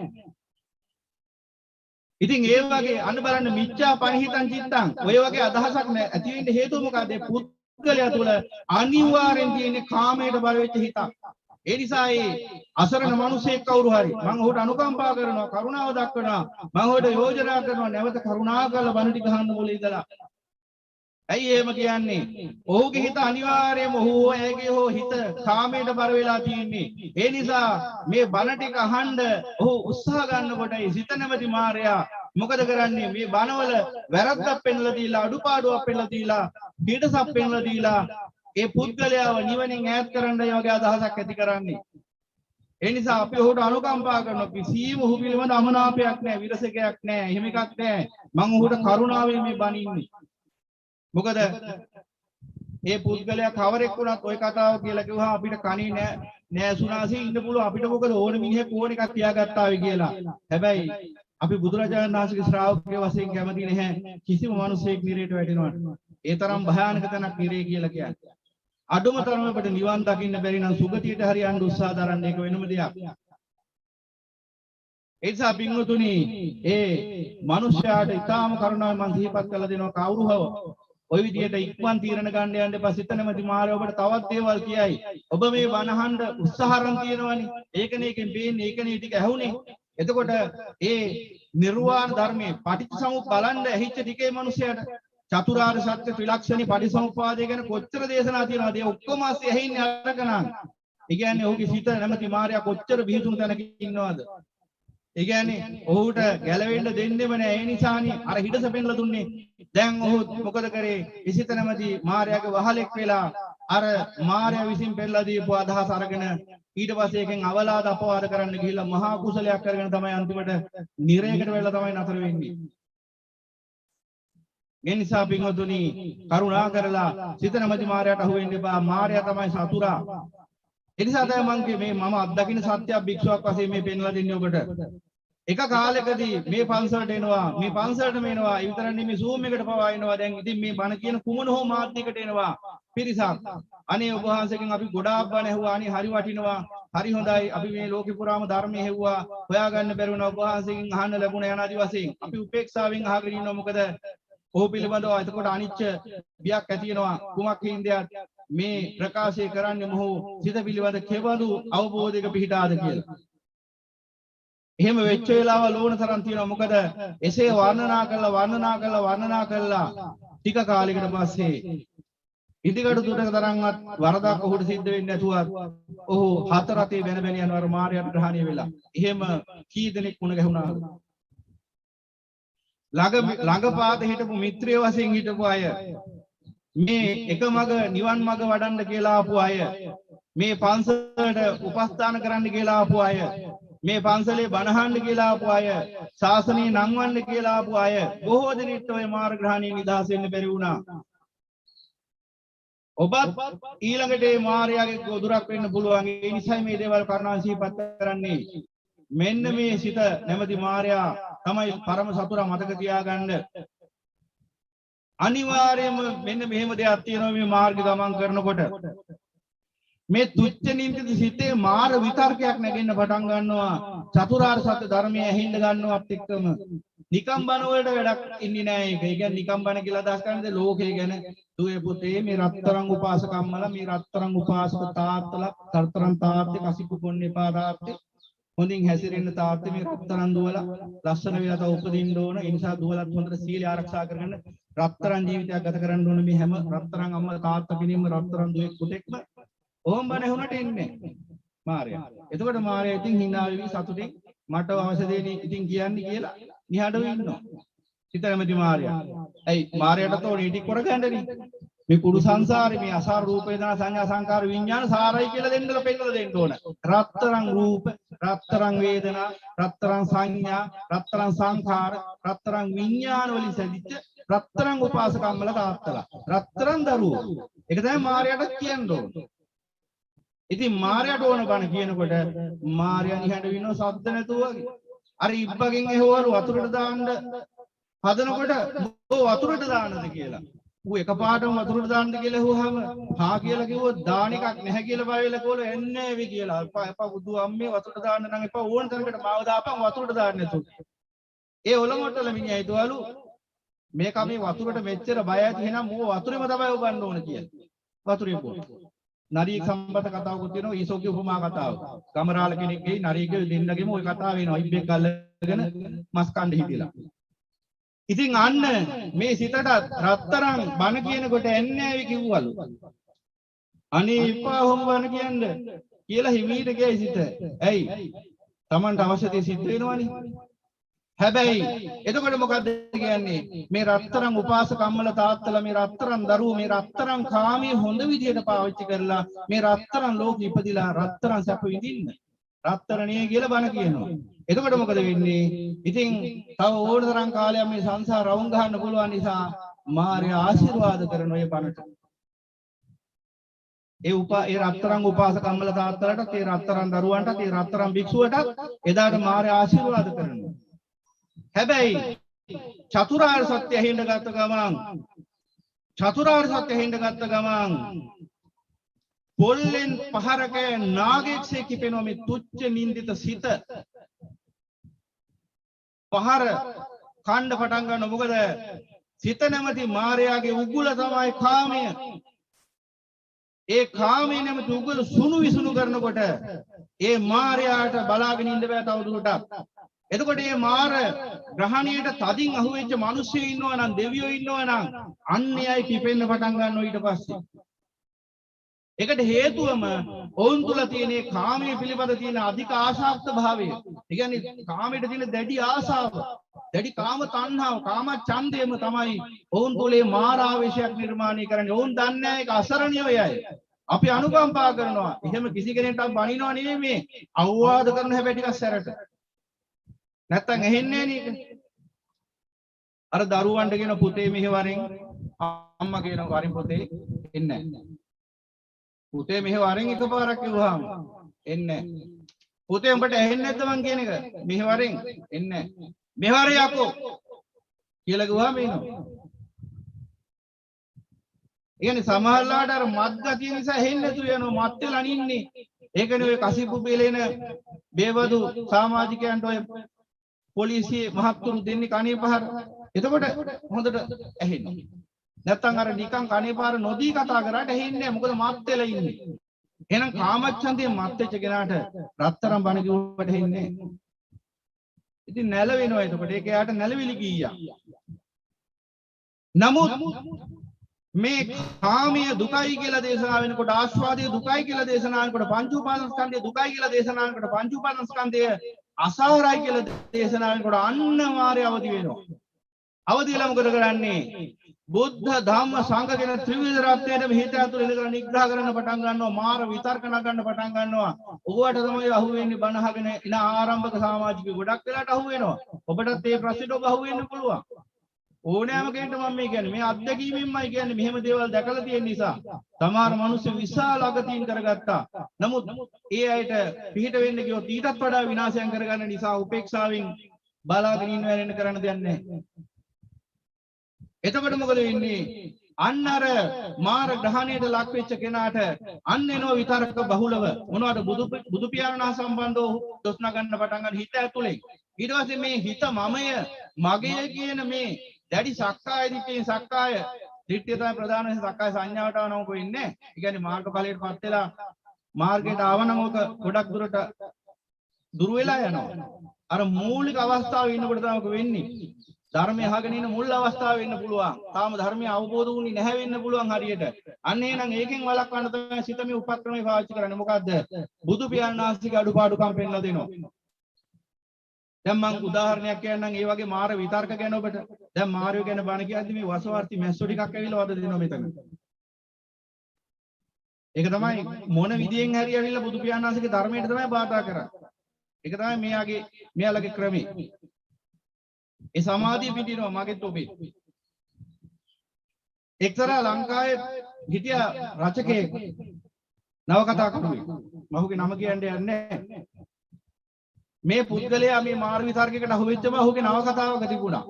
මෙන්න මාර විතර්ක මෙන්න මේ වගේ වෙන්නේ. ඔබටත් එන්න පුළුවන් මේ වගේ. මම මේ උදාහරණයක් පෙන්නන්නේ. මේ පුද්ගලයා මේ නවකතාවක ලියලා තිබුණා මට හොඳට මතකයි. ඔබත් කියවලා ඇති නම් සමාජයට ඔබ දැකලා ඇති. එක්තරා ප්‍රකට ලංකාවේ හිටපු සුප්‍රකට නවකතා කරුවෙක්. එක වදක තිබුණා නවකතාවක බුදුරජාණන් වහන්සේට කොච්චර කුසලිය තිබුණත් අවසානයේ වතුර ටිකක් දෙන්න කෙනෙක් හිටියේ නෑ කියලා. පරිනිර්වාණයටපත් වෙන මොහොත වෙනකොට අර තියෙන විස්තරයක් මහා පරිනිබ්බාන සූත්‍රයේට ආසන්න ඔය වේලෝගාමාදී සූත්‍රවල තුන්දාදී සූත්‍රවල සුද්ධ කර්මාර ආදී මේ සූත්‍රවල තියෙනවා විස්තරයක් භාගතුන් වහන්සේ පරිනිර්වාණය කරා ගමන් කරන මොහොතේ සිද්ධ වෙච්ච සිදුවීම් ටික. ඉතින් එතකොට ඒක ඊළඟට බුදුරජාණන් වහන්සේ කොච්චර මේ මහා උත්තමයෙක් කියලා කිව්වට උන්වහන්සේ කොච්චර මේ ලෝකයාගේ ලෙඩ රෝග සුව කරාට උන්වහන්සේට ලේ අතිසාරය තිබුණා කියන්නේ.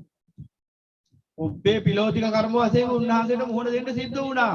ඒ අසිරිමත් වූ මහා ශාස්ත්‍රතුමන් වහන්සේ දස දහසක් චක්‍රාවාට කම්පා කරපු උත්තමයන් වහන්සේ ශූද්‍රාෂ්ටක තමන්ට කැමති ආකාරයෙන් කැමති සංයුතියකට පරිවර්තනය කළා පදාර්ථේ කැමති පදාර්ථයක් බවට පරිවර්තනය කරන්න පුළුවන්. මහා විඥා බලයට විච සම්මා සම්බුදු පියාණන් වහන්සේට ඔය සියල්ල නතර කරන්න තිබුණා. සියලු රෝග සුව කරන්න තිබුණා. උන්වහන්සේට ඕනම දෙයක් කරන්න පුළුවන්. උන්වහන්සේට පුළුවන් ශුද්‍රාෂ්ටකේ කැමැති සංයුතියකට පරිවර්තනය කරන්න. මහා අභිඥා බලයෙන් බුද්ධ අභිඥා බලයෙන් එහෙව් බුදු පියාණන් වහන්සේට ওই රෝගේ මොකද්ද? උන්වහන්සේගේ අදිෂ්ඨානයෙන් ක්ෂණයෙන් ඕනම රෝගයක් සුව වෙනවා. එහෙම බලයක් තිබිච්ච උතුමන් වහන්සේ ඇයි ඒ රෝගයට ඉඩ හැල්ලා තිබුණේ? ඒ තමයි මහා කරුණාව. මහා කරුණාව කිව්වේ ඒකටයි. ඒ කිව්වේ තමන් වහන්සේ ඒ කර්මයට ඉඩ හැරියා. කායික වශයෙන් නමුත් පීඩාවක් ඉසිලුවා. ඔබට අපට මේ සංසාරේ තියෙන භයානක භාවය පෙන්ලා දෙන්න. සම්මා සම්බුද්ධත්වයට පත් වුණත් මේ කර්මයෙන් ගැලවීමක් නැහැ කියලා පෙන්වලා දෙන්න.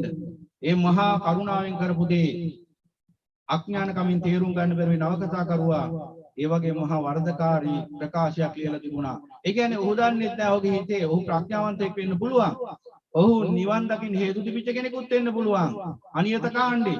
ඒ නිසා ඔහුගේ සිත නැමැති මාර්යා අන්න අදහසක් ඉදිරිපත් කරා මෙන්න මෙහෙමයි කියලා බුදු පියාණන් වහන්සේට එරෙහි විතර්කයක් ගෙනාවා මේ පුද්ගලයාකට අහු වුණා. මේ වගේ මාර විතර්කයන්ට අහු වෙච්ච කී දෙනෙක් ඉන්නවද අද රටේ? උගත් වියත් බුද්ධිමත්යයි සම්මත. ඒ අයගේ කතා බැලුවහම බුදු පියාණන් වහන්සේට වටින් ගොඩින් නිග්‍රහ කරන කතා ඇතුලේ තියෙනවා ඒ මාර විතර්ක වලට ඔහු අහුවෙලා ඉන්නේ කියලා. පින්වතුනි මේ තුච්ච නින්ද සිටේ හැටිමේ බුදුරජාණන් වහන්සේට නිග්‍රහ කරන්න ගන්නවා. ඊළඟට ශ්‍රී සද්ධර්මයේ අහුකොම් පෙන්ලා දෙනවා. සද්ධර්මයට නිග්‍රහ කරන්න ගන්නවා. එතකොට යමෙක්ගේ ශ්‍රද්ධාව බලවත් මට්ටමක තියෙනවා. තුච්ච සිත දන්නවා බුද්ධ ධම්ම කියන ඒ රත්න දෙකට ගරහන්න බැරි බව. හොඳට තේරුම් ගන්න මම මේ ඔබට පෙන්නලා දෙන්නේ ඉතාම සියුම් කාරණාවක්. බුද්ධ ධම්ම කියන ඒ උතුම් ගුණයන්ට නිග්‍රහ කරන්න බැරි බව දැනගන්නවා. නිග්‍රහ කරලා මේ බුද්ධලයව මෙල්ල කරගන්න බැහැ කියලා දැනගන්නවා සිත. එතකොට මොකද කරන්නේ? බුද්ධ ධම්ම මොකද බුදුරජාණන් වහන්සේ සාකල්යෙම පාරිශුද්ධ උත්තමයන් වහන්සේ උන්වහන්සේ ගැන අහිතක් ඇති කරවන්න බැරි නම් ශ්‍රී සද්ධර්මයේ ගැන අහිතක් ඇති කරගන්න බැරි නම් මොකද ඒ උතුම් ප්‍රත්‍යයන් දෙක ගැන ලේසියෙන් අහිතක් ඇති කරන්න බෑ ශ්‍රද්ධාව බලවත් කෙනෙක් තුල. එතකොට මොකද කරන්නේ? අල්ලගන්නේ භික්ෂුව. බණ කියන භික්ෂුව තමයි ඊළඟට අල්ලගන්නේ. භික්ෂුව සම්බන්ධයෙන් ඕන තරම් දෙයක් කියන්න පුළුවන්. භික්ෂුව ඇවිල්ලා අල්ප ගුණ තියෙන අල්ප ඥාන තියෙන කෙනෙක්. අර මහා ගුණයට මහා ඥානයට නිග්‍රහ කරන්න බැරි නිසා අර අල්ප ඥාන තියෙන අල්ප ගුණ තියෙන භික්ෂුව අල්ල ගන්නවා ඊට පස්සේ. නමුත් ඒ ගුණයෙන් කරන්නේ තථාගතයන් වහන්සේගේ නාමයෙන් අසරණ ලෝක සත්‍යයට මේ භයංකාර සංසාර දුකෙන් නිදහස් වෙන්න මාර්ගය පෙන්වන එකමයි. නමුත් ඊට පස්සේ මේ භික්ෂුවගේ තියෙන අඩුලුඩු ගමක් අල්ල ගන්නවා කොහෙන් හරි. අර වගේ. කොහෙන් හරි අල්ල ගන්නවා. මොකක් හරි කියන දෙයක් එක්ක අර්ධව වටහා ගන්නවා. එක්ක යම්කිසි නිරුක්තියකින් කියන දෙයක් නිරුවතින් නානවා. ඒක තේරුම් ගන්න බැරුව අමුයෙන් ගන්නවා. පදයාර්ථයෙන් ගන්නවා. මේ විදිහට මොන විදිහෙන් හරි අරගෙන අන්න ඊට පස්සේ භික්ෂුවට නිග්‍රහ කරමින් අපවාද කරමින් තමන්ගේ නිවන් මඟ වහ ගන්නවා.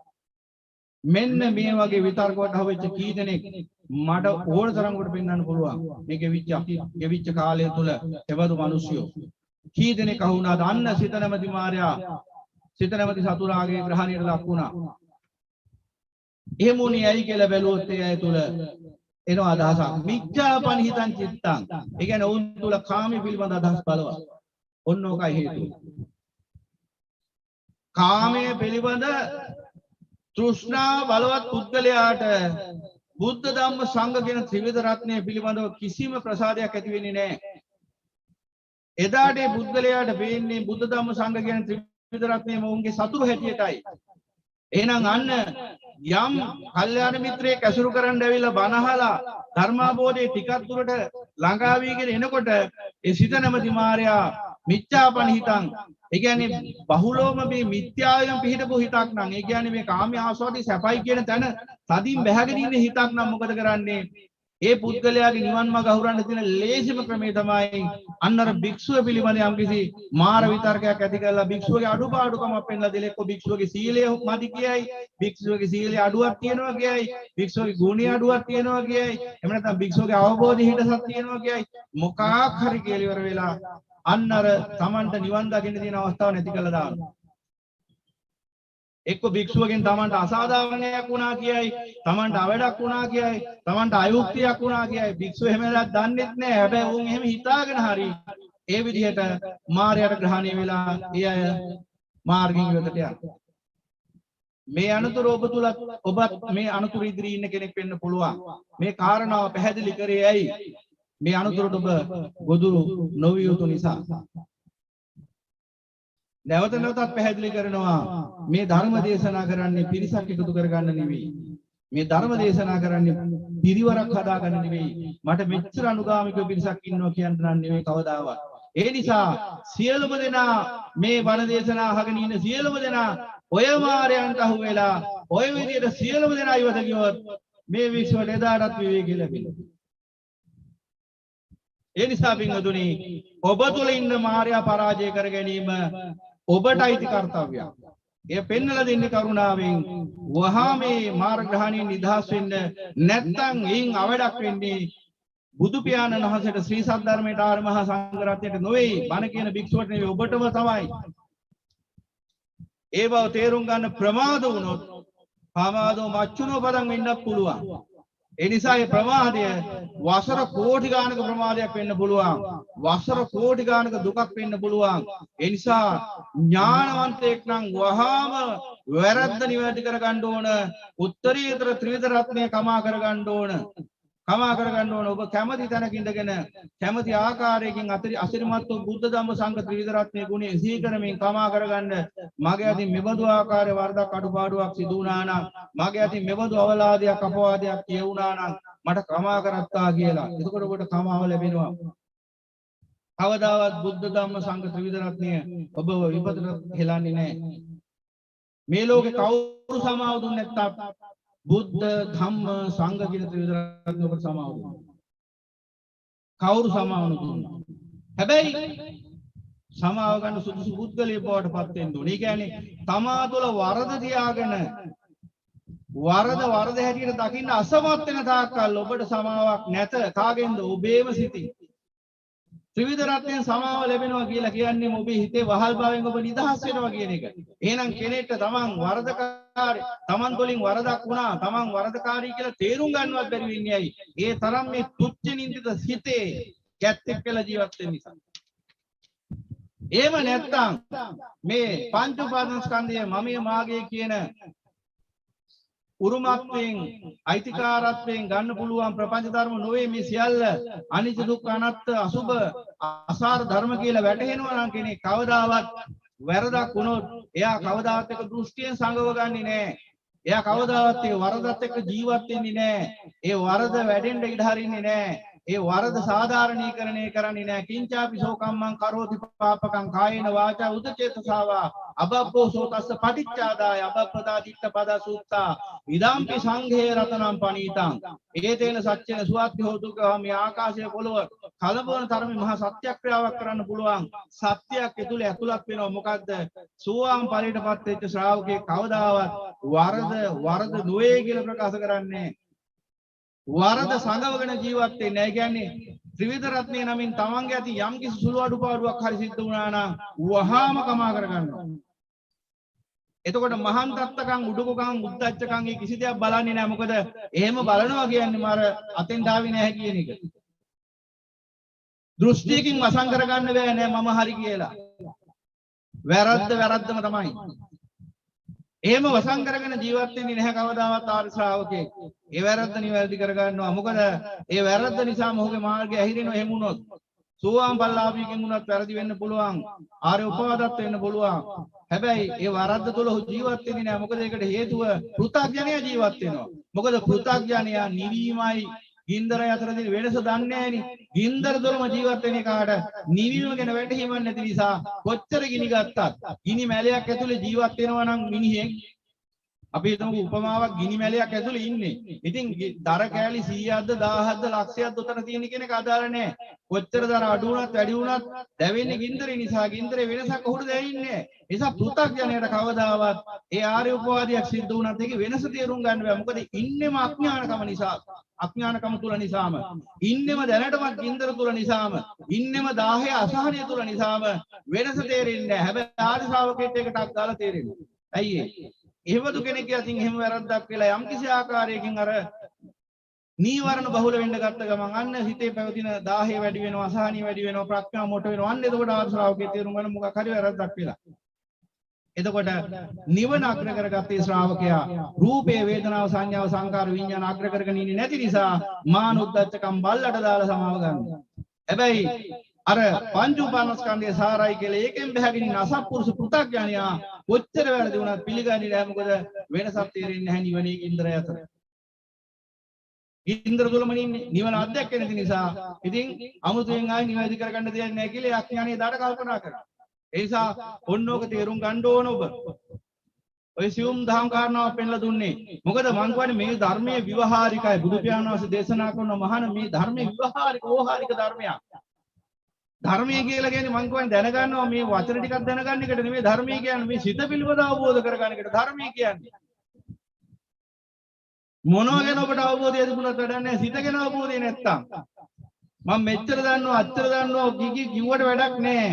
තමන්ගේ සිත හැසිරෙන විදිය තේරුම් ගන්න බැරි නම් තමන්ට කරුණාවෙන් ධර්මයේ දේශනා කරන භික්ෂුවටම නිග්‍රහ කරනවා නම් ඔබලද අවබෝධය මොකද්ද? කරුණාකරලා තේරුම් ගන්න. ඔබලද අවබෝධය මොකද්ද? එහෙනම් ඔබ ඉන්නේ විශාල මාර අනුතුරක් ඉදිරියේ. එමය ඕනතරම් මම දැකලා තියෙනවා. උපේක්ෂාවෙන් ඉවසාගෙන ඉන්නවා. මොකද සමහර මිනිස්යන්ට සමහර දේවල් තේරුම් කරන්න දීලා ගියාම තුන්ද සූකරට වෙච්ච වැඩි වෙන්නේ. ඒ නිසා කට පියාගෙන ඉන්න ඔය වගේ අවස්ථාවල. එහෙනම් අන්න භාගතුන් වහන්සේ පෙන්වා දෙනවා මේ සිතේ තියෙන භයානක භාවය. එහෙනම් ඔන්න ඔය කාමයේ ආස්වාදයේ සැපයි කියලා තදින් බැහැගත්ත හිතවලට තමයි ඕක වෙන්නේ. මිච්ඡාපන හිතම් චිත්තම් පාපියෝනම් තතෝකාර. එතකොට එයා ඒ පාපයට වැහ ගන්නවා සීමාවක් කිමක් උනක් නැතුව දෘෂ්ටියෙන් වැහ ගන්නවා ඇති වෙනකම් පව් කරනවා. එහෙනම් පින්වතුනි මෙන්න මේ සිතේ ස්වභාවය හොඳින් තේරුම් ගන්න. මේ සිතේ ස්වභාවය හොඳින් තේරුම් ගන්න. දැන් බණ දේශනා කරාම භික්ෂුවක් ඒ භික්ෂුවගේ වචන උච්චාරණයයි වචන වල තියෙන අල්ප ප්‍රාණ මහ ප්‍රාණයි ඇඟිල්ල ඔසවල බණ කියන එකයි ඒ කටහඬේ තියෙන උද්වේග කර භාවයයි මේවනම් ඔබ බලන් ඉන්නේ බණ කියනකොට ඔබ ගැන බොහොම පුදුම කනගාටුවක් ඇති වෙන්නේ අපට. අර සාමාන්‍ය කීමටත් කියනවා ඇඟිල්ල දික් කරලා හඳ පෙන්නුවාම මෝඩයා බලන්නේ ඇඟිල්ල දිහා හඳ දිහා නෙවෙයි. ඒ නිසා හඳ පෙන්නුවාම හඳ දිහා බලන්න ඇඟිල්ල දිහා බලන්න එපා. එක එක භික්ෂූන් එක එක සරයෙන් බණ කියන්න පුළුවන්. කියන්නේ බුදු පියාණන් වහන්සේගේ ධර්මයේ නම් කුමන පරියායෙන් කුමන වේගෙන් කුමන වචන භාවිතෙන් දේශනා කරත් දේශනා කරන්නේ බුදු පියාණන් වහන්සේ දේශනා කරපු උතුම් චතුරාර්ය සත්‍ය නම් එදාට ඒ ධර්මයට නිග්‍රහ කළා නිරේට යන පාර කපා ගන්න එපා කියලා ඉතාම කරුණාවෙන් මේ සියලුම මිනිස්යන්ට ශ්‍රාවකයන්ට අපි සිහිපත් කරලා දෙනවා. ඔය අපවාදී ඔබ කරන්නේ කොතන පිහිටාගෙනද? ඔන්න ඔය මිච්ඡා පනිහිතං චිත්තං මිත්‍යාවේ පිහිටපු හිතින් ඔබ ඔය අපවාදී කරන්නේ. මොකද මේ බුදු පියාණන් වහන්සේගේ අමා ධර්මය අහලා බොහෝ මිනිස්සු සැනසෙනකොට එක මිනිසෙකුට විතරක්යි සිදුරක් පේන්නේ. අන්‍යයාගේ හිත පිහිටලා තියෙන මිච්ඡා පනිහිතං චිත්තං මිත්‍යාවේ පිහිටපු හිතක් ඒක. ඒ නිසායි මේ සිදුර පේන්නේ. එතකොට බලන්නේ අර පැය 10ක් 12ක් හරි අවුරුද්දක් තිස්සේ හරි කියපු බණ දේශනාව ගැන නෙවෙයි. ඒ ධර්මයේ තුලින් පෙන්නලා දීපු මහා ධර්මස්කන්ධය දිහා නෙවෙයි බලන්නේ. ඒ ධර්මයේ තුල කොහෙද සිදුරක් තියනවද හිඩසක් තියනවද කියලා. අන්නේයට බුදු පියාණන් වහන්සේ කියන උපාසක චණ්ඩාලයා කියලා. මගේ වචනයක් නෙවෙයි සූත්‍රය අමතිනවරම් බලන්න. උපාසක චණ්ඩාල සූත්‍රය. උපාසක චණ්ඩාලයා කිව්වේ එයාටයි. ඒ කවුද? තමන්ට කරුණාවෙන් නිවන් දකින්න ධර්මයේ දේශනා කරද්දී භික්ෂුවගේ හිඩසක් හොයනවා ධර්මයේ හිඩසක් හොයනවා සිදුරක් හොයන කෙනාටයි උපාසක චණ්ඩාලයා කියන තව කියනවා ඒක. ඒ නිසා පින්වතුනි ඒ සිදුර හොයන්නෙම ඔබේ මිච්ඡා හිත බව ඔබ තේරුම් ගන්න ඕන. එසේ තේරුම් ගන්න අසමත් වුණොත් මරණයේ තෙක් මොයි සතුරා ඔබව ප්‍රමාදයටපත් කරනවා ධර්මය අවබෝධ කරගන්න සියලු හේතු සම්පත් තිබුණත්. එදාට ඔබ දන්නේම නැතුව මරණයේ තෙක්ම අපවාද කර කර ඉඳලා මැරෙලා නිරේක ගිහිල්ලා ඉපදිච්ච දවසට ඔබගේ කතන්දර ඔක්කොම අවසන් වෙදාට ඔබ කොච්චර දැන් චණ්ඩියෙක් මහ උගතෙක් වියතෙක් වශයෙන් හිතාගෙන හිටියත් කොයි වෙලාවෙත් දන්නේ නැහැ පණ ටික යන්නේ ගිය දවසට ඔබ එදාටයි තේරුම් ගන්නේ මොනතරම් වැරද්දත් ජීවිතේ කරගත්තේ කියලා. ඒ නිසා ඥානවන්තයෝ ප්‍රඥාවන්තයෝ කියන්නේ මේ ලෝකේ මේ රූප වේදනා සංඥා සංකාර විඥාන සියල්ල අනිත්‍ය දුක්ඛ අනාත්ම අසුභ බව දැකලා ඒ සියල්ල කෙරෙහි තියෙන තෘෂ්ණාවෙන් නිදහස් වෙන ආරි ශ්‍රාවක බුද්ධ ශ්‍රාවක උතුමන්ට ඒ අය කවදාවත් ඒ රූප වේදනා සංඥා සංකාර විඥාන නිසා වැරද්ද සංගවන්නේ වැරද්ද නිවැරදි කියලා දෘෂ්ටිගත වෙන්නේ නැහැ. දෘෂ්ටියෙන් යුක්ත වාසය කරන්නේ ඒ අය ඕනෑම මොහොතක වැරද්දක් වුණ වැරදි වෙන්න පුළුවන් ඕනෑම ශ්‍රාවකයෙක්ගේ අතින් අඩු වැඩි වශයෙන් අරිහතුන් වහන්සේගෙන් මෙහා ඕනම කෙනෙක්ගේ අතින් කෙලෙස් සහිත ජීවිතයක් ගෙවන නිසා අනිවාර්යෙන් කුමන හෝ වැරද්දක් වෙන්න පුළුවන් අඩු වැඩි වශයෙන් වැරදි කතා කියවෙන්න පුළුවන් ඒක ස්වභාවය මේ තුච්ච නින්දිත හිතේ. හැබැයි ඒ වැරද්ද සිදුවෙන එක නෙවෙයි මෙතන තියෙන ප්‍රශ්නේ. ඒ වැරද්ද නිවැරදි කරගන්න නැති එකයි. ඒ නිසා ඔන්න ඔය ධම හොදින් තේරුම් ගන්න ඔබ දක්ෂ වෙන්න ඕන. ඒකයි මේ ඕහාරික ධර්මය කිව්වේ. නැත්තම් මම මෙච්චර දන්නවා, මම රූප 28 දන්නවා, මම චෛතසික 52 දන්නවා, මම සිත 89 දන්නවා, සිත 121ක් වශයෙන් බෙදන්න දන්නවා, මම ප ဋ ාණ පදට්ටාන දක්වා දන්නවා කියලා කොච්චර කයිවාරු ගැහුවත් කොච්චර මොනතරම් දේවල් කිව්වත් පුරසාරම් දෙඩුවත් ඔබ දන්නේ නැත්නම් මේ හිතේ හැසිරීම මෙබඳු එකක් කියලා. ඔබේ හිත හැසිරෙන්නේ ඔබේ නිවන් මඟ අහුරන්නමයි හැමතිස්සෙම උත්සාහ කරන්න කියලා තේරුම් ගත්තේ නැති කෙනෙක් නම් ඔබ කොච්චර කයිවාරු ගැහුවත් අනිවාර්යයෙන්ම ඔබ අහුවෙනවමයි හිතේ මාර්ගයකට. එහෙම අය කීප දෙනෙක් එහෙම මුණ ගැහිච්ච නිසා මම මේ තාම කරුණාවෙන් පෙන්නලා දෙන්නේ.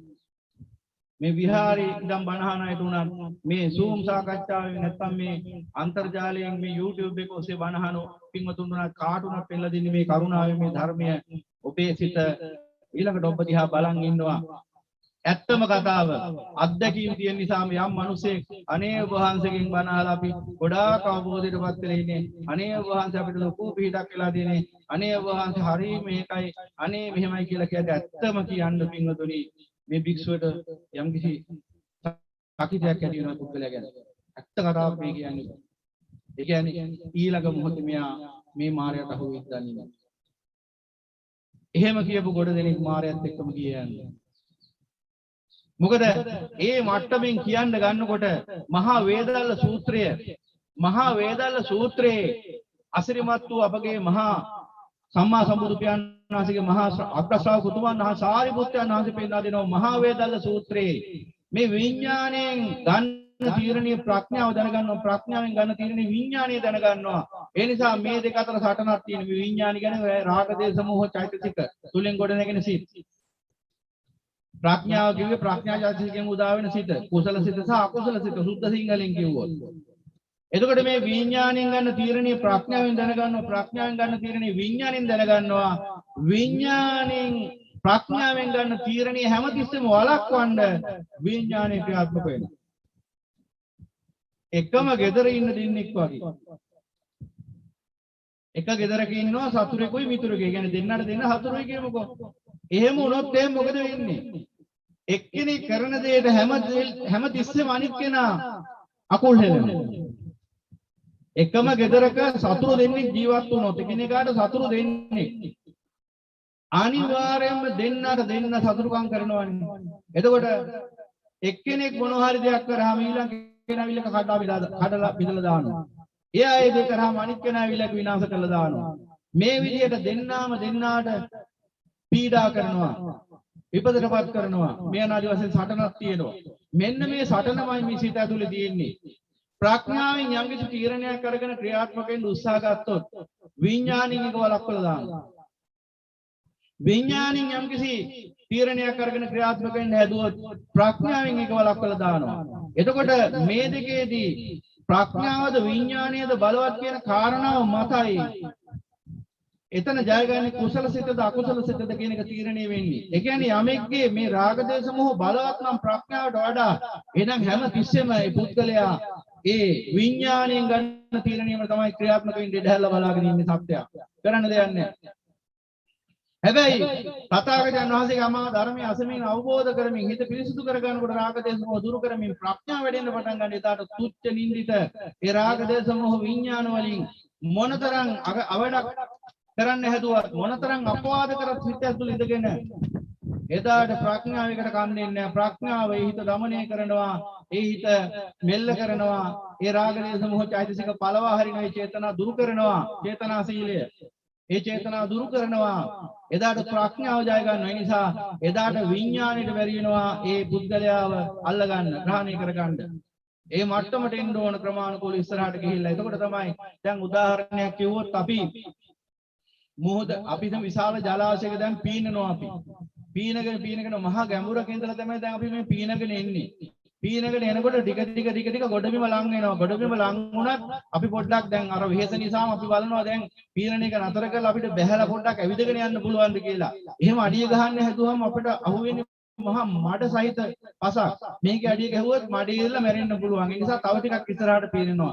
තව ටිකක් පීනනකොට අපිට ආයි අඩිය පොඩ්ඩක් ගහලා බැලුවාම පේනවා දැනටත් මඩ තියෙන එච්චරම හැබැයි රළු මඩක් නෙවෙයි තියෙන්නේ. ඝන මඩක් නෙවෙයි සාමාන්‍ය සුළු මඩක් තියෙන්නේ. ඒත් බයයි අඩිය ගහන්න මොකද එරෙන්න පුළුවන්. ඒ නිසා තව ටිකක් ඉස්සරහට යනවා. ඔහොම යනකොට අර මඩ ගතිය අඩු වෙලා වැලි මුණ ගැහෙනවා. මෙන්න වැලි මුණ ගැහිලා ඊට පස්සේ ටික ගොඩබිමට ලං වෙනවා. දැන් ඕන්නම් පීනන එක නතර කරලා බැහැලා ඉතුරු ටික ඇවිදගෙන ඉන්න පුළුවන්. ගොඩ. පීනනකොට ඕක නෙවෙයි සාමාන්‍යයෙන්. වැල්ලටම පීනන්නේ නැහැ. ඒ ගොඩබිම ලං වෙනකොට පිහිනි මත් හැරලා එතන ඉඳලා හිමීට ඇවිදගෙන යනවා. හැබැයි එතෙන් දෙනකම් පීනගෙන නැහැ. මොකද ගැඹුර ගැන අපිට විශ්වාසයක් නැති නිසා. එතනින් එහා පැත්තට අර වැල්ල මුණ ගැහුණට පස්සේ පොළොව මුණ ගැහුණට පස්සේ ආරක්ෂිතයි. දැන් දන්නව ගිලෙන්නේ නැහැ. දැන් ඒකාන්තයෙන්ම අර භයානක සීමාව ඉක්මවල ඉන්නේ. දැන් ඉතින් ගිලෙන්නේ නැහැ. දැන් ඒ නිසා පහසුවෙන් ඇවිදගෙන යන්න පුළුවන් සැනසීමෙන් යුක්තව ගොඩබිමට. ඒ වගේ පින්වතුනි මේ කෙලෙස් මාර ග්‍රහණයෙන් නිදහස් වෙලා මේ කෙලෙස් අபிසංකාර ස්කන්ධ මච්චු වසවර්ති ආදී මේ පංචමාර ග්‍රහණයෙන් නිදහස් වෙලා ඉදිරියට යනකොට අර සුරක්ෂිත භූමිය මුණ ගැහෙනවා. දැන් ගොඩබිම ලං වෙන තමයි Tamanට විශ්වාසය බහුල වෙන්නේ. එතකන් ඉන්නේ අනතුරක් තුල. ඒ කියන්නේ ප්‍රඥාව බලවත් වෙනකම්. ඒ කියන්නේ ජලය අඩු වෙලා එන්න ජලය අඩු වෙලා ගොඩබිම වැඩි වශයෙන් මුණ ගැහෙන මොහොත වෙනකම්ම අපි ඉන්නේ අනතුරක් තුල. ජලය ගිලෙන්න පුළුවන්, මඩේ ගිලෙන්න පුළුවන්. එහෙම වුණොත් ගමන ප්‍රමාද වෙනවා. එහෙමනම් අර ප්‍රඥාව බලවත් වෙලා විඥාන දුර්වල වෙනකම් කෙනෙක් ඕනෑම මේ ශේක ශ්‍රාවකෙක් පවා ඉන්නේ අනතුරක් තුල. මොකද ඒ අයගිනුත් ආරූපවාද වෙන්න පුළුවන්. උන්තරම් සිද්ධි පෙන්වලා දෙන්න පුළුවන් එහෙම වෙච්ච අවස්ථා ගැන. හැබැයි මම කිව්වේ ඒකයි. වහාම කමා කරනවා. මොකද ඒ ආර්ය උපවාදයේ හොය වැරද්ද උහුට ඉදිරියට යන්න ඉඩ හරින්නේ නැහැ. එතනින් එහාට වළක්වන. ඒ නිසා හැම තිස්සෙම සිත සුද්ධ කරගන්න වෙනවා ත්‍රිවිධ රත්නේ කමා කරගෙන. එහෙනම් ප්‍රඥාව බලවත් වෙලා විඥාන දුර්වල වෙනකන් අනතුරක් තුල ඉන්නේ. එහෙනම් ඔන්න ඔය වගේ අදහස් එන්න පුළුවන්. ඒ නිසා කෙනෙක් ප්‍රශංසා කරනකොට මේ වික්ෂුව තුල යම් කිසි ආකාරයක ඇත්තටම චකිතයක් ඇති වෙනවා. අද මේ හොඳ කියන පුද්ගලයා ඊළඟ දවසේ වනින්න පුළුවන්. වෙන තැනක එහෙම වෙලා තියෙනවා. Zoom එකේ දුනත් එහෙම වෙන්න පුළුවන්. කතා කරලා අනේ වහන්සේගෙන් මෙහෙම බණ ඇහුවා, මෙච්චර බණ ඇහුවා, මෙහෙම වුණා, අරහෙම වුණා කියලා ඊළඟ දවසේ තව කාට හරි කතා කරලා වනින්න පුළුවන්. මේ මුණ ගැහිලවත් නැහැ, දැකලවත් නැහැ. ඔබම බලන්න එතකොට සිතනමති මාරයට ඔබ ගොදුරුණාද නැද්ද කියලා පොඩි තැනක් අල්ලගන්නේ. මං කිව්වේ මේ මාරයා පොඩි තැනක් අල්ලගන්නේ කොහේ හරි. එක වචනයක් ඇති සමහර විට. එකම එක වචනයක් ඇති. මේ මටයි කිව්වේ, මේ මටයි ගැරහුවේ යනාදි වශයෙන් අඥාන කමින් ගන්නවා. රූපේ අසාරයි. රූපම් බික්කේ අනත්තා රූපේ අසාරයි. රූපය කියලා කිව්වේ මේ පුද්ගලයට අයිති එකක් නෙවෙයි. රූපය කියන්නේ ධර්මතාවක්. රූපතිති කෝ භික්කවේ රූපති කෝ භික්කවේ රූපං. මේ රූපණී වෙන ස්වභාවයටයි, මේ කියන්නේ නන්විත ආකාරයෙන් හැඩතල ගන්න ස්වභාවයටයි රූපය කියලා කියන්නේ. විකාර කිව්වේ විවිධ ආකාරයන්ට පත් වෙන ස්වභාවයටයි රූපය කියන්නේ. රූපය කියන්නේ අනිත්‍ය ධර්මයක්. දුක්ඛ ධර්මයක්, අනාත්ම ධර්මයක්, අසුභ ධර්මයක්. එතකොට ඒ රූපය කියලා කියන්නේ කාටවත් අයිති එකක් නෙවෙයි. කාට හරි අයිති කියලා හිතන් ඉන්න එකට තමයි සක්කාය දිට්ඨිය කියන්නේ. සක්කාය දිට්ඨි, සක්කාය සංඥා, සක්කාය චිත්ත යන ආදී වශයෙන් මේ සක්කාය වශයෙන් ගන්නෙ ඒ රූපේ මමයේ මගේ කියලා ගන්න එක තමයි මුලාව. එහෙනම් බුදු පියාණන් වහන්සේ මේ මුලාවෙන් නිදහස් කරන්නම මේ ධර්මයේ දේශනා කරන්නේ. එතකොට මේ රූපය අනිත්‍ය බව, දුක්ඛ බව, අනාත්ම බව දේශනා වෙන්නේ. රූපම් වික්ඛ අනාත්ත, රූපය අසාරයි කියලා දේශනා කරාම සම්මා සම්බුදු පියාණන් මේ දේශනා කරන්නේ 28 ආකාර රූප ගැන. මේ මහා ගැඹුරු අර්ථයක් මේ රූපම් වික්ඛ අනාත්තා කියන වචන තුන ඇතුලේ තියෙන්නේ. අප්‍රමාණ විග්‍රහයක්. නමුත් ඔක අඥාන කමින් ගත්තොත් කොහොමද? කේමා බිසෝන් වහන්සේ මගධ රාජ්‍යයේ බිම්බිසාර රජතුමාගේ බිසව එතුමියටත් රූපං වික්කවේ අනත්තා කියලා අහන්න ලැබුණා. රූපය අනත්තයි කියලා අහන්න හම්බුණා. රූපං අනත්තං කියලා. රූපය අනත්තයි කියලා අහන්න ලැබුණා. ඒ වගේම උදේනි රජතුමාගේ බිරිඳ මාගන්ධිය ඇයටත් රූපය අසාරයි කියලා අනත්තයි කියලා අහන්න ලැබුණා. මේ දෙදෙනාම රාජබිසෝවරු. ඒ වගේම මේ දෙදෙනාම අතිශය සුරූපී. රූපය අසාරයි කියලා දේශනා කරාම කේවා බිසෝන් වහන්සේ තේරුම් ගත්ත මේ මගේ රූපය කියලා එකක් ගැන නෙමෙයි මේ දේශනා කරන්නේ. මේ රූපය කියන පොදු ධර්මයක් ගැන මේ භාග්‍යවතුන් වහන්සේ දේශනා කරන්නේ. ඒ අර්ථයෙන් ධර්මය අවබෝධ කරගෙන අය නිවනටපත් වුණා. අග්‍ර ශ්‍රාවිකව බවටපත් වෙලා. ඒ ධර්මයේම මාගන්ධියට ඇහුණා. ඇයි හිතුවේ භාග්‍යවතුන් වහන්සේ මගේ රූපෙට නිග්‍රහ කරනවා කියලා ඔල්ල මොට්ටල තකතිරුකමින් අරගෙන බුද්ධ ශාසනයට විවිධාකාර හිංසා පීඩා කරලා බුද්ධ ශ්‍රාවකයන්ට විවිධ හිංසා පීඩා කළ සාමාවතී විසව ඇතුළු 500ක් විසවරු අමුමේ පුච්චලා මරලා අන්තිමට මෙලොවදීම මහ පොළොවේ ඉනවටක් වෙනකන් වලක් හාරලා බස්සලා පස් දාලා පුරවලා උඩින් පිදුරු දාලා ගිනි තියලා බියකරු මන්නයකට ලක් වෙලයි නිරේට ගියේ. මෙලොවදීම අනන්ත දුකක් වෙනගෙන පරලොවට ගිහිල්ලා මහා නිරේකට වැටුණා. මාගන්ධිය කිව්ව දේ තේරුම් ගත්තේ නැහැ. ඒ නිසා පින්වතුනි ධර්මයේදී දොස් නගන්නේ ඔබට නෙමෙයි. ඔබ පුද්ගලයෙක් වශයෙන් සත්‍යයක් වශයෙන් මේ ධර්මය ගන්න ගියොත් ඔබ අනිවාර්යෙන් අතර වෙන්නේ වගේ තැනක තමයි. දොස් නගන්නේ රූපයටයි, දොස් නගන්නේ වේදනාවටයි, දොස් නගන්නේ සංඥාවටයි, දොස් නගන්නේ සංකාරයටයි, දොස් නගන්නේ විඥාණයටයි. ඒ පහ මමයේ මගේ කියලා ගත තෘෂ්ණාව නිසා ඔබට රිදෙන්නේ. යමෙක්ට බුදුබණ ඇහුවාම රිදෙනවා නම් ඒ රිදෙන්නේ ඔබට නෙවෙයි, ඔබේ තෘෂ්ණා අවිජ්ජා තෘෂ්ණා දෙකෙන් සකස් වෙච්ච හිතට. ඒ හිත මම කියලා ගන්නවා නම් ඔබ ඒ ආරි ශ්‍රාවකත්වයට ඔබපත් වෙලා නැහැ. එක්කපත් උනත් හරියාකාර අවබෝධය ලැබිලා නැහැ තවම. ඒ නිසා මොකද වෙන්නේ? මේ අසාර පංච උපාදානස්කන්ධේ මමයේ කියලා ගත්ත ඒ දෘෂ්ටියෙන් හරි සංඥාවෙන් හරි චිත්තයෙන් හරි තමයි අර හිත රිදව ගත්තා කියන්නේ අන්තිමට. සියල්ල අත්හැරිලා සියල්ලෙන් අත මිදලා පරිනිර්වාණයටපත් වෙච්ච තැන කෝ රූපයක්, කෝ වේදනාවක්, කෝ සංඥාවක්, කෝ සංකාරයක්, කෝ විඥානයක්, කෝ දැන් මමෙක්. ඒ නිසා මේ වැදගත් දහම් කාරණාව පෙන්ලා දුන්නේ මොකද? මේ දහම් කාරණාව ඔබට තේරුම් ගන්න බැරි වුණොත් ඔබත් අනිවාර්යෙන් ඊළඟ දවසේ ඔය මායාවේ ගොදුරක් වෙන්න පුළුවන්. ගොදුරක් වෙලා මේ ලැබිච්ච උත්තරීතර මනුෂ්‍ය භවයක් නසාගෙන මේ පරම දුර්ලභ සම්බුද්ධ ශාසනයත් අහිමි කරගෙන යන්තිමට පස්ස බලන්නේ. එතෙන් දෙන්න එපා. ඒ නිසා මිච්ඡාපනිහිතං චිත්තං පාපියෝනං තතෝ කරේ තිසෝ දිසං යන්තං කෛරා වේරීවා පන වේරීනම් මිච්ඡාපනිහිතං චිත්තං පාපියෝනං තතෝ කරේ. ඒ වෛරක්කාරය තමන්ගේ සතුරෙට කරන විපතටත් වඩා විපතක් එදාට ඔබේ හිත ඔබට කරනවා. ඒ නිසා සතුරා එළිය නෙවෙයි, සතුරා ඉන්නේ ඇතුලේ. ඒ සතුරත් එක්ක සටන් කරන්න ඔබට කරුණාවෙන් ධර්මයේ දේශනා කරන භික්ෂුව සතුරෙක් වශයෙන් ඔබට පේනවා නම් ඔබ ඉන්නේ නිරේ එලිපත්තේ. ඒ ගැන කිසිම සැකයක් තියාගන්න එපා පින්වතුනි. කවදා හරි දවසක ඔබට සිහි වෙයි ඒක. ඒ නිසා භාග්‍යවතුන් වහන්සේගේ ධර්මයේ හොඳින් ගැඹුරින් තේරුම් ගන්න හැංගීමෙන් ධර්මයේ දිහා බලන්න යන්න එපා. ඔල්ල මොට්ටල කමින් හැංගීමෙන් ධර්මයේ දිහා බලන්න යන්න එපා. හැංගීම් වලින් කොහොමද ධර්මයේ තේරුම් ගන්නෙ? ප්‍රඥාවෙන් ධර්මයේ තේරුම් ගන්න.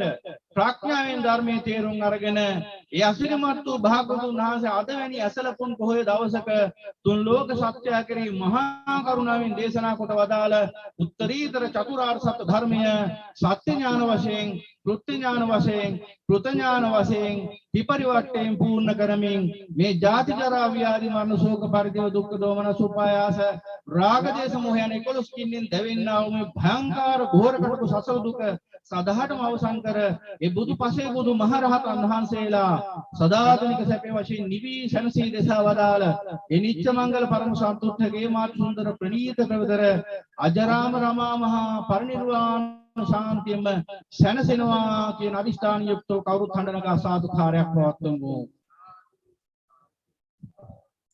සාදු සාදු සාදු. හොඳයි දිල්හාන්